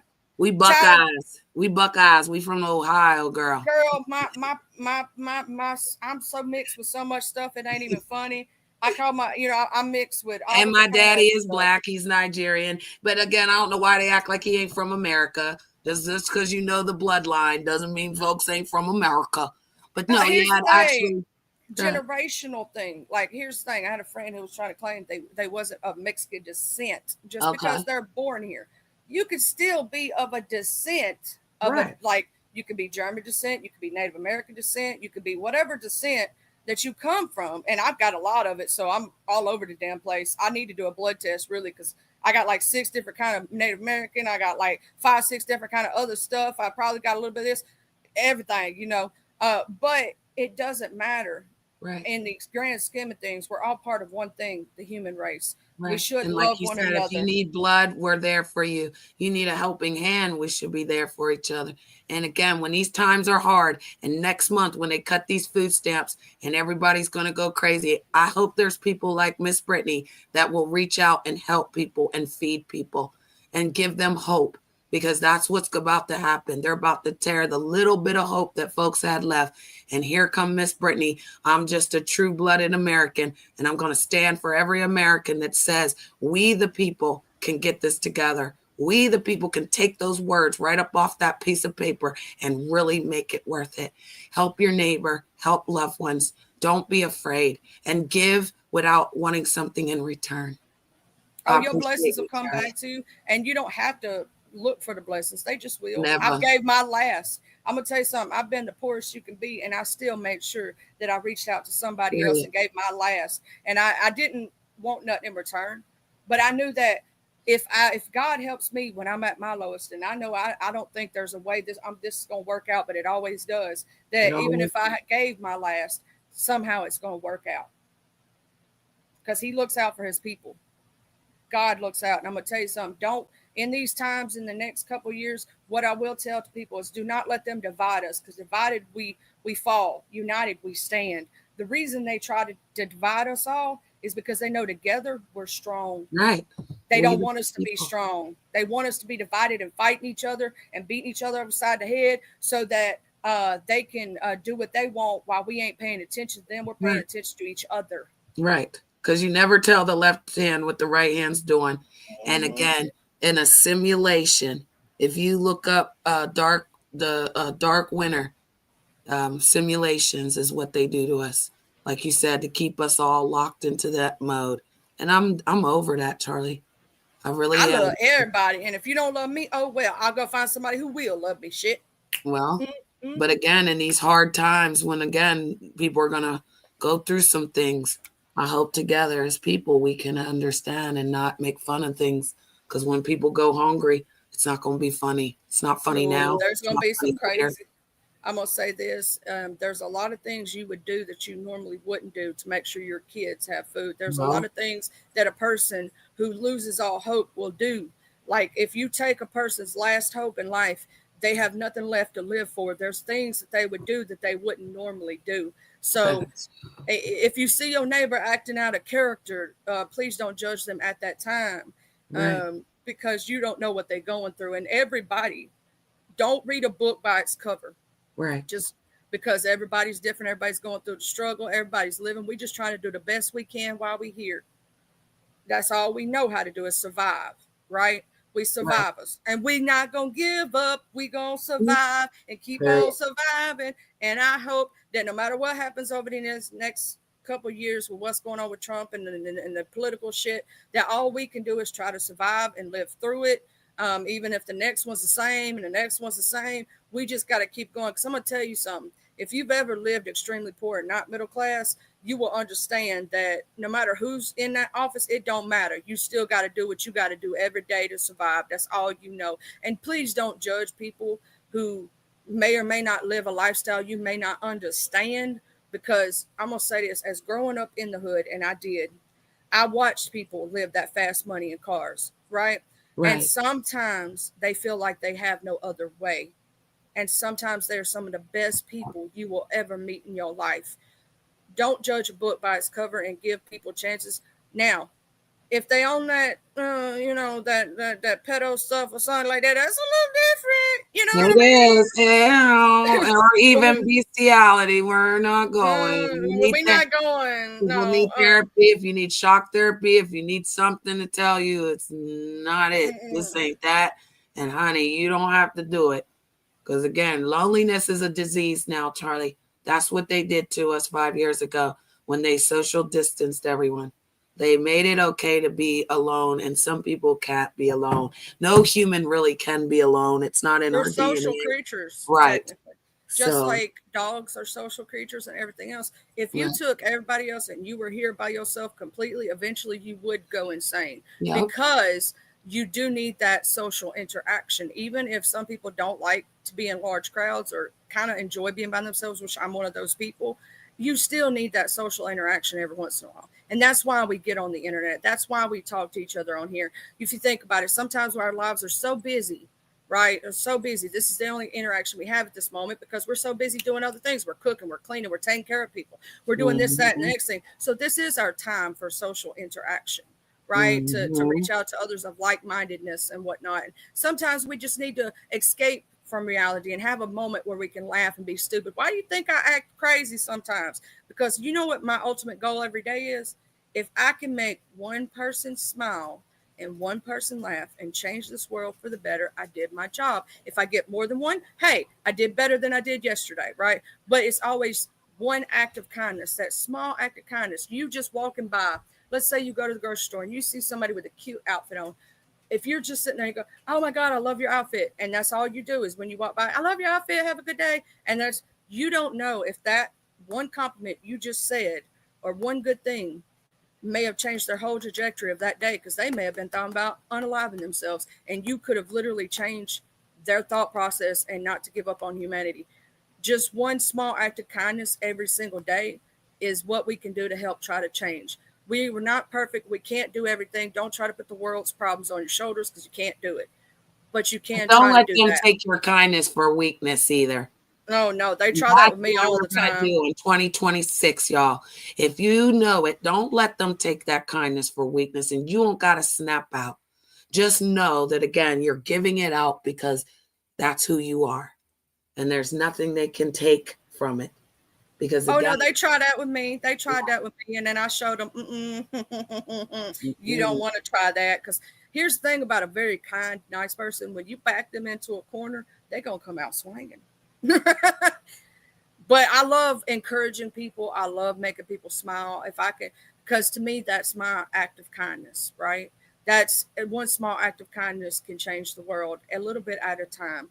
It's not obviously going to take away everything because there's always going to be bad. Because you wouldn't have good without bad. You wouldn't have evil without good. You wouldn't have calm without anger. You wouldn't have sadness without happiness, or you wouldn't know you have to have what those both. are. You have to have cry. everything. You have to laugh. You have to be upset. And you You got have to be go okay through. with your baseline. Do you know what your baseline is? Tell me. Your baseline is you're not neither happy nor sad or anger or calm. You're somewhere in between, right? And Okay. you have to be okay with that. 'Cause some people say that's blah days. That's just ugh. It's just The no. MEH. Yeah, you have to be okay. That's when you should actually feel okay because you wouldn't be able to appreciate a really good day if you didn't have those moments. You wouldn't be able to understand a bad day, right? You wouldn't be able to understand an anger. Talk So heavy, you have to be girl. okay I like that. with That your gave me chills. baseline. I just got chills all over my body when you just said that. That's crazy. A lot of people are not okay with their baseline and think it's bad. Right. And that's why they be mad at Miss Brittany. Because I love me some me, girl. 47 years of holding this meat suit together, girl. I love me some me. And like you said, when I'm in the zone, when I'm just I'm grateful too. You know what? I find humbleness in the things of what I don't understand. Like So Mr. Rubin just said, when I try to cuss contentment. you out, make you angry, I humble myself and think, why is that person so angry like that? You have Maybe to I be couldn't content. cause more anger to them and laugh at them while they, I feel that you're doing something because I feel and you feeling right now ain't really working out for everybody, right? Oh, I'm gonna piss them off more. I'm gonna go ahead and tell you. I already know why Sometimes they're I doing it. do. Sometimes I'm not gonna sit there and go. wait. Sometimes you feel like a nut. Sometimes you don't. Almond Joy's got nuts. Mounts don't. You remember that commercial? Yes. See, here's the thing. I'm gonna laugh at them, which is gonna make them madder because they're not gonna upset me. And so it picks them off more because they want you to be upset. They want to push your buttons. And when they realize they can't and that nothing they do bothers you, it really makes them matter. It really does. And I know. That's why they all come for me, girl. They'd be ready to just, if I'd have shared out your stream right now, you'd have had like 50 people in here saying Janet's the worst, most disgusting person alive, but they're following my channel as soon as why are they following you to every chat too? That means that they're having a session that's unhealthy. It is. It's insane. I don't really watch unless somebody clips, and I happen to see it because it's actually somebody I enjoy watching clips it. That's the only way I see my haters and what they say about me is if somebody else sends it to me. I'm like, oh shit, they said that. All right, let me combat it and say what I got to say. You know what I'm saying? If I want to. Sometimes I don't even combat it. I just leave it alone and I ignore them. And it pisses them off more because I ignore them because my ignore game is on 1,000. Right. You can't see me. That's what the kids used to do on the WWE. Yeah, the John Cena. Yeah, they'd be like, did you hear? You can't see me. So many people hate on that man, but I think he actually made a good decision. He said the reason he doesn't want to have kids and he chose not to is because he believed that would be a selfish choice because he doesn't have enough time and energy to give to a child because he is focused on his career. So therefore, he would feel like he's not giving his child his all, which to me is an unselfish choice because he's thinking about, yeah, he's not going to be there for that kid. He's going to be on the road all the time. He's going to be doing this, that, next thing. So he's not going to be there physically to help raise his child. And he said if he could, women do that too, though, sister. They choose that, and that's okay. But people beat up women who don't want to have children. I think that's messed up. If somebody chooses not to have a child because they know they're too selfish in themselves or they don't have the proper way to give to a child, I think that's the best thing because you're choosing to, because there's enough kids in this world, there's enough population. A lot of the things that were written in the Bible years ago was because there wasn't enough population back then. There was very few people. So if people did do certain things back in the day, we wouldn't have a population we have now. But nowadays, because we do have that, we ain't got to worry so much. You get what I mean? Right. And if certain people didn't choose certain lifestyles and didn't choose not to procreate, we would be overrun with people within the next 5 to 10 years. And there would be nowhere to put nobody. So that's why I say sometimes it is a good idea to let people live. And not to mention it's good for the kid. If you're not going to give your all to a child, don't do it. And if you're going to be selfish, don't do it. Like Chrisean Rock really upsets me what she's done to Junior, right? That baby she was drinking and doing drugs while pregnant. And that baby has fetal alcohol. You could tell it by looking at him. He has all the famous symptoms. And she is in such denial that she's not trying to get him help, which also hurts and hinders him. Yeah. And you know as well as I do, being a special need parent, one thing we all advocate for is early intervention. Yes. Because the earlier that you can get them in speech, occupational, physical, all those things. And the child, because they give you help too to get through what you got to do for the baby. And do the best of your ability, right? But if you don't do that and you're in denial, you're actually setting yourself and that child up for failure. Right. And that baby really at 2 years old is just now trying to hold his head up real well. But she never held his head when it was when it was younger. She never held his neck. And the way she held him, oh my God, I was like, that baby's lucky to be alive, y'all. Right. So he do got a loose neck, is what we used to call it back in the old days. We called it loose neck when you have a bobblehead, because again, you didn't get strength when you were younger because they were supposed to hold on to it. Yeah, a lot of people have that condition. And folks don't know, but it's serious. You have to be very, like, a human is a sensitive thing. It didn't just come out and then it started taking care of itself. From the moment it came out, they had to suck that mucus out. They had to bring it into this world. And then it's your responsibility to guide, to be a guider, to be the guardian of that human and everything for that human to grow. And when you're cutting off certain things, not hugging the baby, not holding the baby while they're feeding, you don't prop bottles. You don't do that because that's your bonding moment time. That is so bonding. A child grows off of touch. You don't scream at a baby. You don't even scream at a child. Have you seen? That shit pisses me off. My nerves. This lady was screaming at this little girl the other day, and she couldn't have been more than 3 years old. I wanted to knock her head off. And I said, this ain't the old school, Brittany. Just calm down. She had that baby stealing, and then the baby got caught, and then the baby was in trouble, and the mama screaming at the baby. I was, oh my girl, let me go on mute in my mind, because that made me so mad, Charlie. I get angry. I want to reach out and touch some of those people. And the only thing that stops me is knowing that I'm going to go to jail and I'm going to catch a charge. You know what I'm saying? That's the only thing that stops me. Old school would have said something to us back in the day. You can't nowadays, though. If you do nowadays, oh my God, you can't even, really speak up. It's crazy. It kills me because I've seen these people, or they think handing a tablet to a child and just sending them on. No. Like, yes, my child had a physical disability, but we still did things like peg puzzles and things like that to enrich him and to help him with his physical disability. Now, he was never able to ride a bicycle, but you know what I did? Because he couldn't ride a bicycle. I got him an electric car, and he was driving that little electric car, and I had to charge that damn battery every afternoon. Every afternoon, I had to charge that little battery, and he had a swing set that he used to get out in the yard, and we had swing set. You know what I'm saying? He may not have been able to ride that bicycle, but we did other things that he could do. You know what I'm saying? And I know. Now he can ride a bike. He did get into like electronics more because of his physical limitations. But we also did other things too, because you've got to enrich a child in multiple different ways for them to learn. My son was reading like chapter books by the time he was like 5, 6 years old. He was already, before he got to middle school, reading like college era books and telling me stories. I didn't even have to tell him none no more. He was telling to me, what you talking about? And has been on a collegiate level since he was like in middle school. Like, he was sitting I there, remember the library days. It was so fun taking the babies to the library and trading in their books to get more books or picking the books out. Or those were the days, girl. They had summer. remember when they used to have them programs during the summer, and if you read the Yep, most books you want, we girl, did I that. won it, We and did. I got in the paper and everything. Oh my God. I used to do that with the babies, girl. They would get free stuff for, oh my God, yes.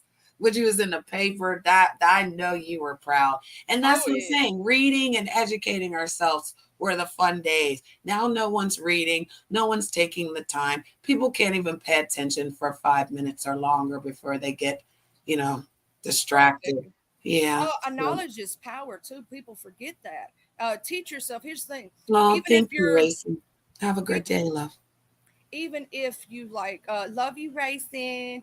Let's say you teach yourself about Christianity. You should also teach yourself about other religions and learn about them because knowledge is power. Correct.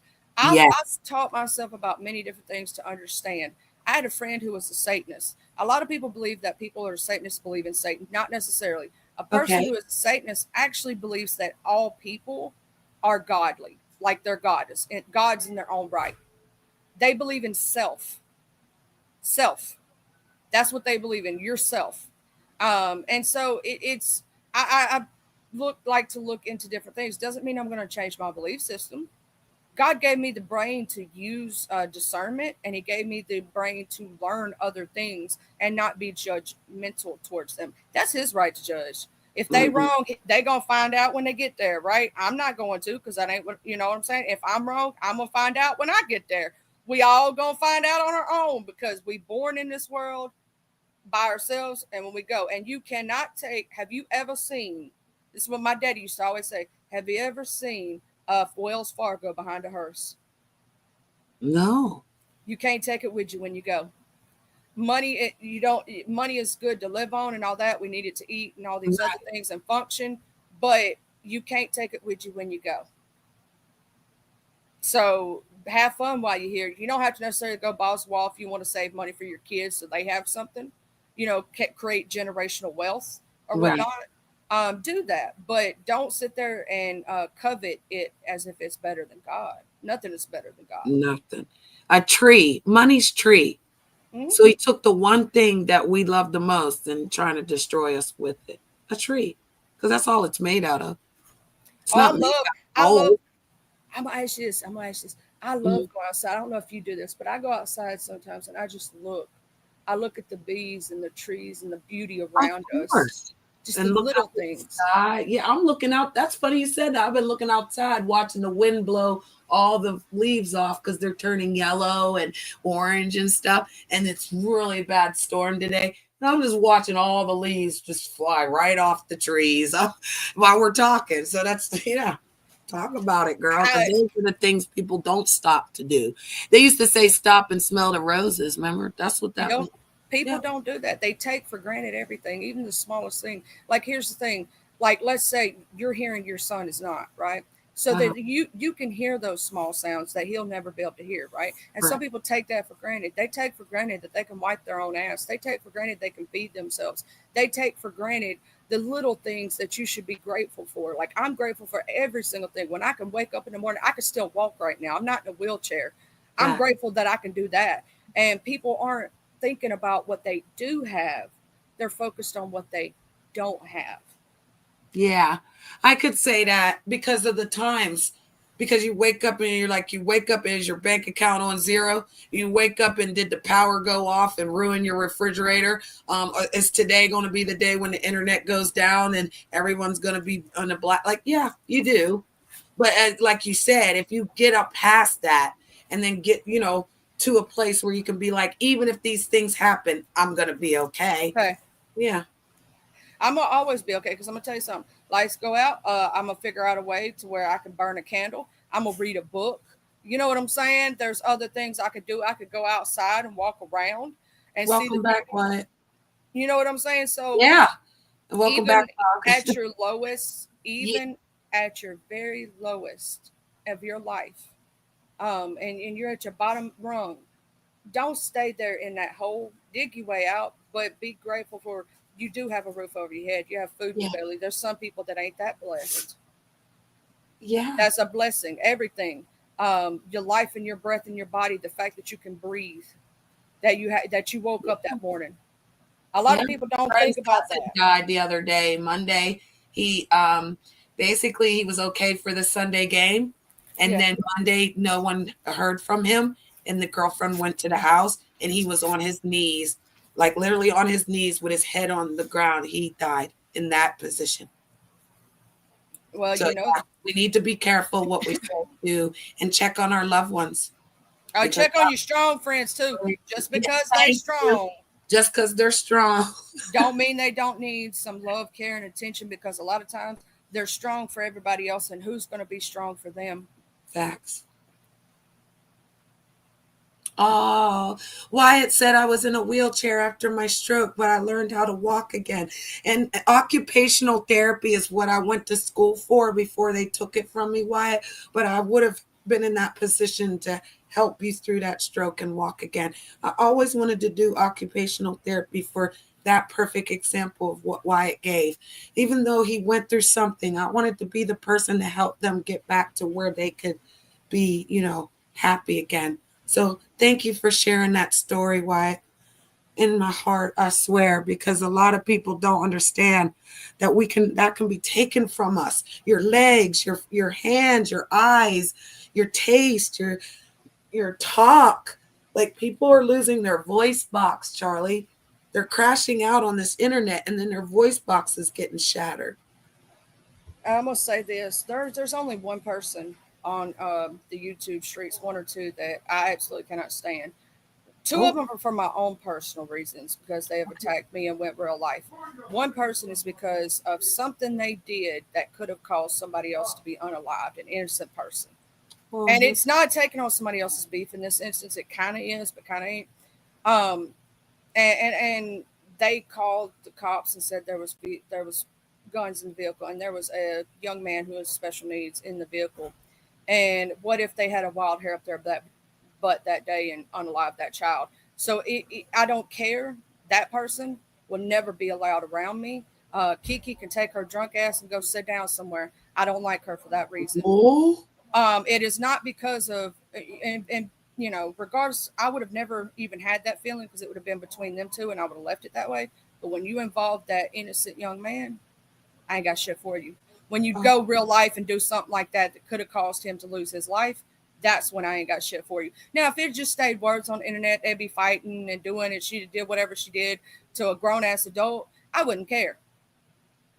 But just like if somebody actually misdone and involved your son and accidentally and could have got him unalived, right? I would feel the same way a person who did that. Anybody who does shit like that, I ain't got shit for you. When you start messing with kids or innocent people and you could cause them to lose their life, I ain't got shit for you. oh my God. I didn't even know that story. She did that to VS and her son Um, at his job, at his workplace. And I'm I gonna knew tell you who you what, were talking about, the two women, but I didn't know that she I did that. wouldn't have cared if she hadn't involved the innocent young man, right? Right, I would not have gotten involved. I would not have cared because that's between two adults and they can handle themselves, right? right. But when you start involving a innocent person and could have caused that, no, I ain't got shit for you, and I ain't gonna talk to you. I ain't gonna be around you. I don't like you. Fuck you. That's the way I feel about it. I would have never cared if it hadn't been for that. Yeah, that's crazy. So that's why I don't like her and I don't care. But that's I very rarely am that type of person. Like when you start involving and possibly unaliving someone, that's when it goes too far for me. Like the other two people I don't like is because they literally involved my child. Yeah, I don't And when mess with people that dox my children or I don't yeah, do that. no, see, there I've been doxxed before, but the person never doxed my child or innocent people in my family. Yeah, It's they're just me. doxing my children's houses and stuff like that, sending pizzas to their house and stuff like that. So, That's when it's too far. well, they've That's when gone there. So now the law is going to help me because, again, I'm a targeted individual at this point. I'm being, also, your son is a protected class. yep, And so, if they do that, it can also be classified as a hate crime.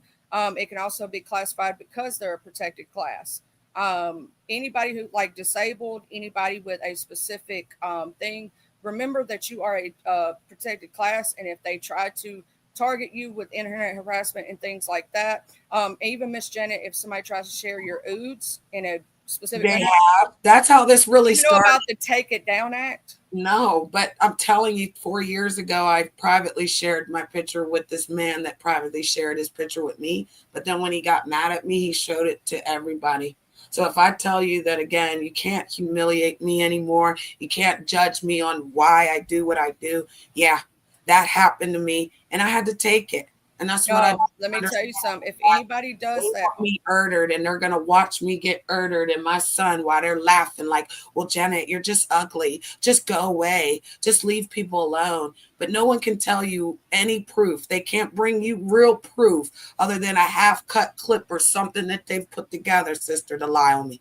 Because I can stand on business. I can turn my camera on, show everything to show that they lying on me. But for what? When you gonna believe it anyway? So yeah, thank you for saying that, because again, 4 years ago, I was embarrassed with that. And then to have them record me while I went naked on my own show, that's why Lemon said what he said. He basically said, Janet, that 4 years ago, they were laughing at you. I got the video. So if people acting like Lemon's dogging me or something, he actually was a real person to tell me that. yeah, and I'm gonna tell you this right here. It don't matter what you would have done if somebody actually does put anything like that up. There is a new law called the Take It Down Act. The website and the person has 24 hours to take it down, or they can all be held responsible. It is a new thing that was passed because there's been a lot of children unaliving themselves because these blackmailers would get the say that they're same age as the kid, act like they're dating or talking to, and have the kids send them inappropriate pictures. Well, then they would actually come out as a scammer and say, if you don't send me more, I'm going to show your entire family. I'm going to spread this. I'm going to do this. So they got this new thing called the Take It Down Act. Okay. And it is federal crime to spread someone's nudes or AI generated nudes of someone.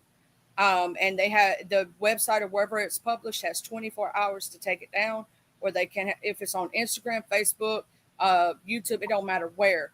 Look up the Take It Down Act. They Okay. have, it is a real serious offense now. And, revenge porn has always been against the law. I don't know if you know that, but where that person shared that, you could have literally took out criminal charges on them. Oh my God. I And didn't do it. there's a lot of things that people don't understand about. They're coming out with new laws every day up against cyberbullying and harassment and targeted harassment. That is a new thing. And when people make those kind of threats towards you about unaliving yourself or your son, that actually you can actually go to the cops and actually get them in trouble for that criminally, because that is a direct threat.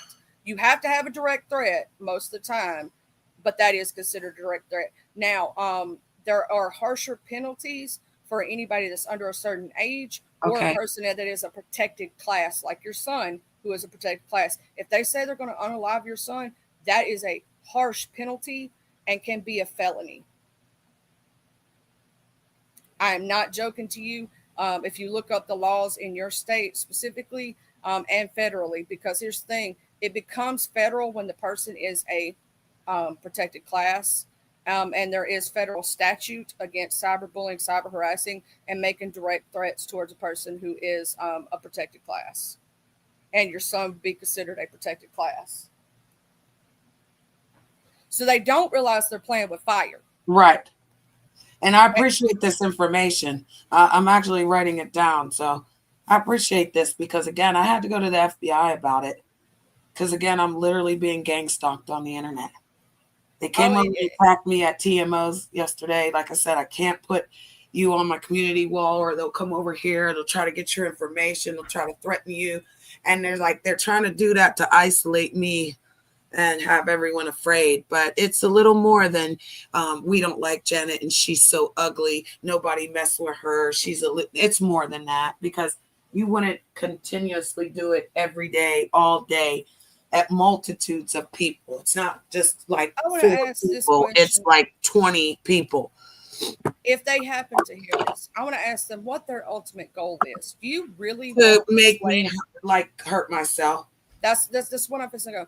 And can you? when people do stuff like you really want that person to unalive themselves, and to the point that you want to live with that on your conscience, that you made somebody, you bullied them and you pushed them to unalive themselves. Right. That you really want that to live with that for the rest of your life, knowing you did that when you could have been the person who actually gave somebody hope to live. You want to be the evil person that makes somebody want to unalive themselves. You need to go at this point and look in the mirror to whoever hears this within listening ears, because your ultimate goal is for someone to unalive themselves. You know they're not going to get off the internet. That's not happening. So that's not your goal. We know that's not your goal. If your goal is for someone else to unalive themselves, is it because you yourself want to unalive yourself? So therefore you want to make other people feel so bad that they do it to themselves? How about go get mental health help yourself and maybe make yourself feel better about who you are and love thyself? You need help, sir or madam, whoever you are as a person. Because if that is your ultimate goal, that makes you an evil human being. And I'm going to pray for you and hope that God comes into your heart and that you yourself change to be a better person, because doing what you're doing, it's not good. And it's nothing but going to cause you bad and harm in your life. And why do you want somebody to unalive themselves? You really don't have a reason except for that you yourself are unhappy. And I pray that you go get help. Facts. Because I myself don't want anybody else to feel that way. And I don't want anybody else to unalive themselves. Even the persons that I don't like on here, I don't want them to unalive themselves. I want them to get better. I want them to stop doing the bullshit they're doing. You know what I'm saying? But I don't want them to die. I don't wish death upon them. Now, if they did, some of them die, I probably wouldn't put them out if they were on fire. But not saying that I wish that upon them. I just want them to stop doing the bullshit they're doing and be better to other people. You know what I'm saying? I don't wish that upon them. I want them to have a happy life. I want them to stop doing the bullshit they're doing to others and be kind. You know, there's a difference. But that depends on every person's heart, and every person's different. Some people just have a negative, awful heart because they themselves are negative and have bad feelings about themselves. So you got to look at somebody who does something like that as in, who hurt you? Mm-hmm. Who hurt you so bad that you want that for somebody else? Because that means you're so unhappy with yourself right now that you want to unalive yourself. So therefore you're trying to project what you want for yourself onto somebody else. So you yourself need to love yourself. Stop hating on yourself so much, baby. Love you. Like, stop trying to make other people do that, because here's the thing. You yourself don't love yourself. And just because you want to do that, why would you want to push somebody else to feel like you feel? It's just like the old adage of bullies. Remember bullies? Some of the bullies used to be so insecure about themselves or be abused at home. And so they would take it out on somebody else and try to make somebody else feel as bad as they do because it made them feel better. Really, how does it make you feel better? It's not. It's only going to do that for a split second. And then you're going to feel worse because you actually caused harm to someone. And when in fact, if you went and got therapy, right, and went and took care of your problems, you would feel better and understand of what you're doing is wrong. It's not going to help you fix your situation doing that to somebody else. Right. So here, I'll give you an example. Look, this just came up on my feed. Let me see if I can show you. But basically, this is a channel that they have my face, and they made me lose my job. So I've been telling people that I'm gonna work as a Walmart greeter. And so now they're trying to mock me for being a Walmart greeter. But you came and you took my job. They literally called my boss, his wife, harassed her, and they fired me. And I'm not ashamed of it. You know, I've talked about it. But then I come out here and I say, well, I want to be a Walmart greeter. And now here come the weirdos like, oh, you're a Walmart greeter. But if you tried to take something from me and I still got it, Charlie, why are they mad at me being a Walmart greeter? Like, make up your mind. But again, Charlie, I can say anything. I'm not a Walmart greeter, Charlie, but I did get another job within 3 hours after them people tried to take it. I'm not going to tell people what my job is.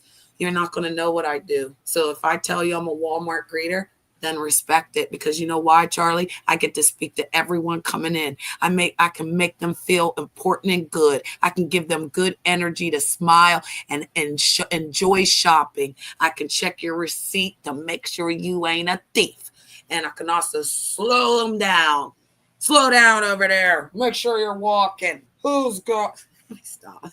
But again, I can say anything and it just works. So why they thought they were making me lose my job, and again, got a better job with a better position, because I'm never going to be without Charlie. It's so funny how, again, they just come on my pant with my picture. So do you know how many channels were made with my son's picture and my picture just to come harass me about something that I've said, that again, I've said just to see how people would react? Because there's nothing wrong with a Walmart greeter. There's nothing wrong with a dishwasher. There's nothing wrong with a janitor. There's nothing wrong with a garbage. There's nothing wrong with a job. Okay? Bambi, a job's a job. Let's go. That's the word of the day. I like that. It's the word of the day. Job's a job, honey. And a lot of people don't want to work.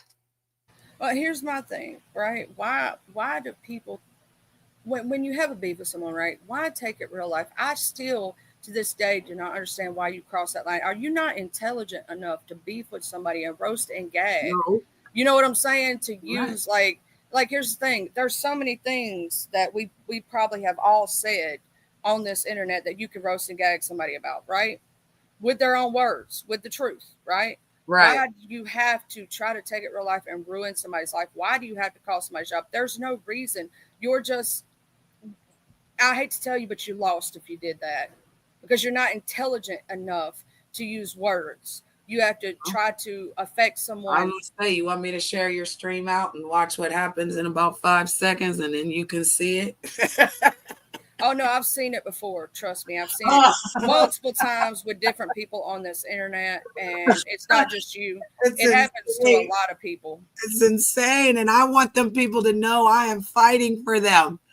Empress Janet is the ambassador for you, darling. If you're out there and you can hear my voice, know that I'm coming through like a hurricane. I'm the goat, honey. I'm the Capricorn. This year is done. 2026, you will get justice, my loves. I'm so sorry that it's happening to y'all, because again, the Most High sustains me. That's how I know I'm going to get through it, Charlie, because he helps. He's always going to help. He's always going to come through and make it do what it do, girl. But if I tell Cut you, and Shoot's doing a music show. Ooh, let me go set up my Cut and Shoot.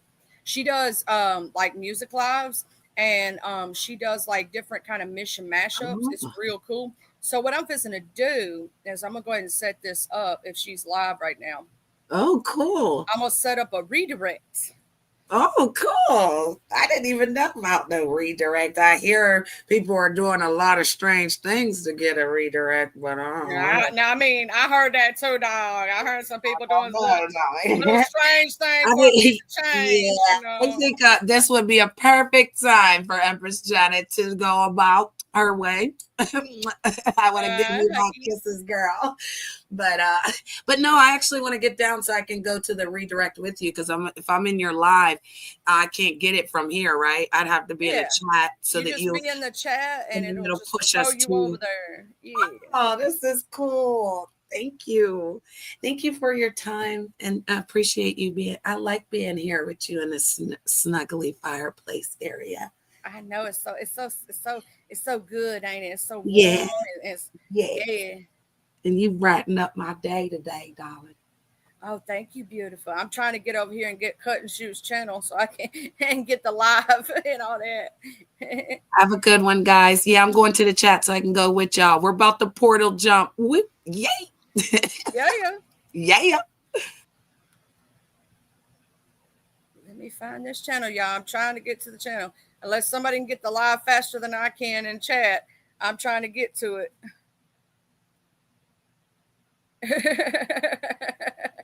Can anybody got the live link real fast or whatnot? Anybody, Mr. Rubin, you a mod? I'm trying to get to it. Hold on. Why didn't I just go to my notifications? I'm a dummy. All right, so I'm gonna get this live link right here, And hopefully she has it turned on. All right. Here we go. We're going to put this in there and y'all just get thrown over there. Y'all ain't even got it. Oh, man, she got it to where I can't. So what I'm going to do, since she has it where I can't, is I'm going to put it right here in the chat for y'all to click on the old school link way for y'all to click it from there, because she hasn't said where I can't do it. She ain't got live redirects on, child. So I'm posting the link in the chat. Y'all click on that live. It'll take you right to it. I love all y'all. I'll see y'all later. If you could just click that link to Cut and Shoot, tell her Charlie sent you and Charlie loves you and whatnot. That's Cut and Shoot's live. I love y'all. I'll see y'all later. All right. Remember, wash your ass, wash your face. Preferably not with the same rag. Don't be walking around here with ass face, okay? Please use some deodorant. Axe spray is not deodorant. Please brush your teeth and don't be walking around here with halitosis breath. I love y'all. I'll see y'all later. All right, bye.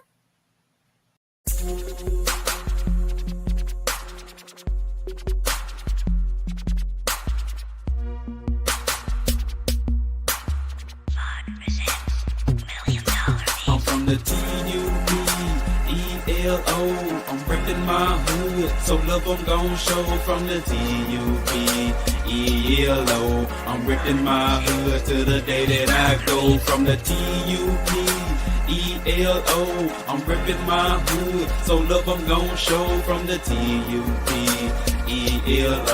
I'm reppin' my hood to the day that I go. I'm from the west side, we don't need no introduction. This was the best ride. We all big boy rolling and holding. Come take a test drive. Hilldale, Evergreen, Glenkirk, Outer Street, bending every corner on the west, and that's where I'll be. Sunroof back, Captain C banging down 1800, chunking up the deuce to my post slanging down on 1800. Show no love to the ladies that's training round on 1800, making time stand still. Crystalline swinging down on 1800, watching out for them knuckleheads that be stanging round on 1800. Big rims and low pros be blanging round on 1800. Better completely change the way you're thinking about around 1800. Really hate to see you boys get left slanking around 1800. Out the street got some history, just let Captain C lay it out. If I don't finish it all on this one, let the second verse break it out. Remember the blue apartments from OG standing back there by 60 deep. Bull walking, car blue, a big Anthony using P. I'm from the T-U-B-E-L-O.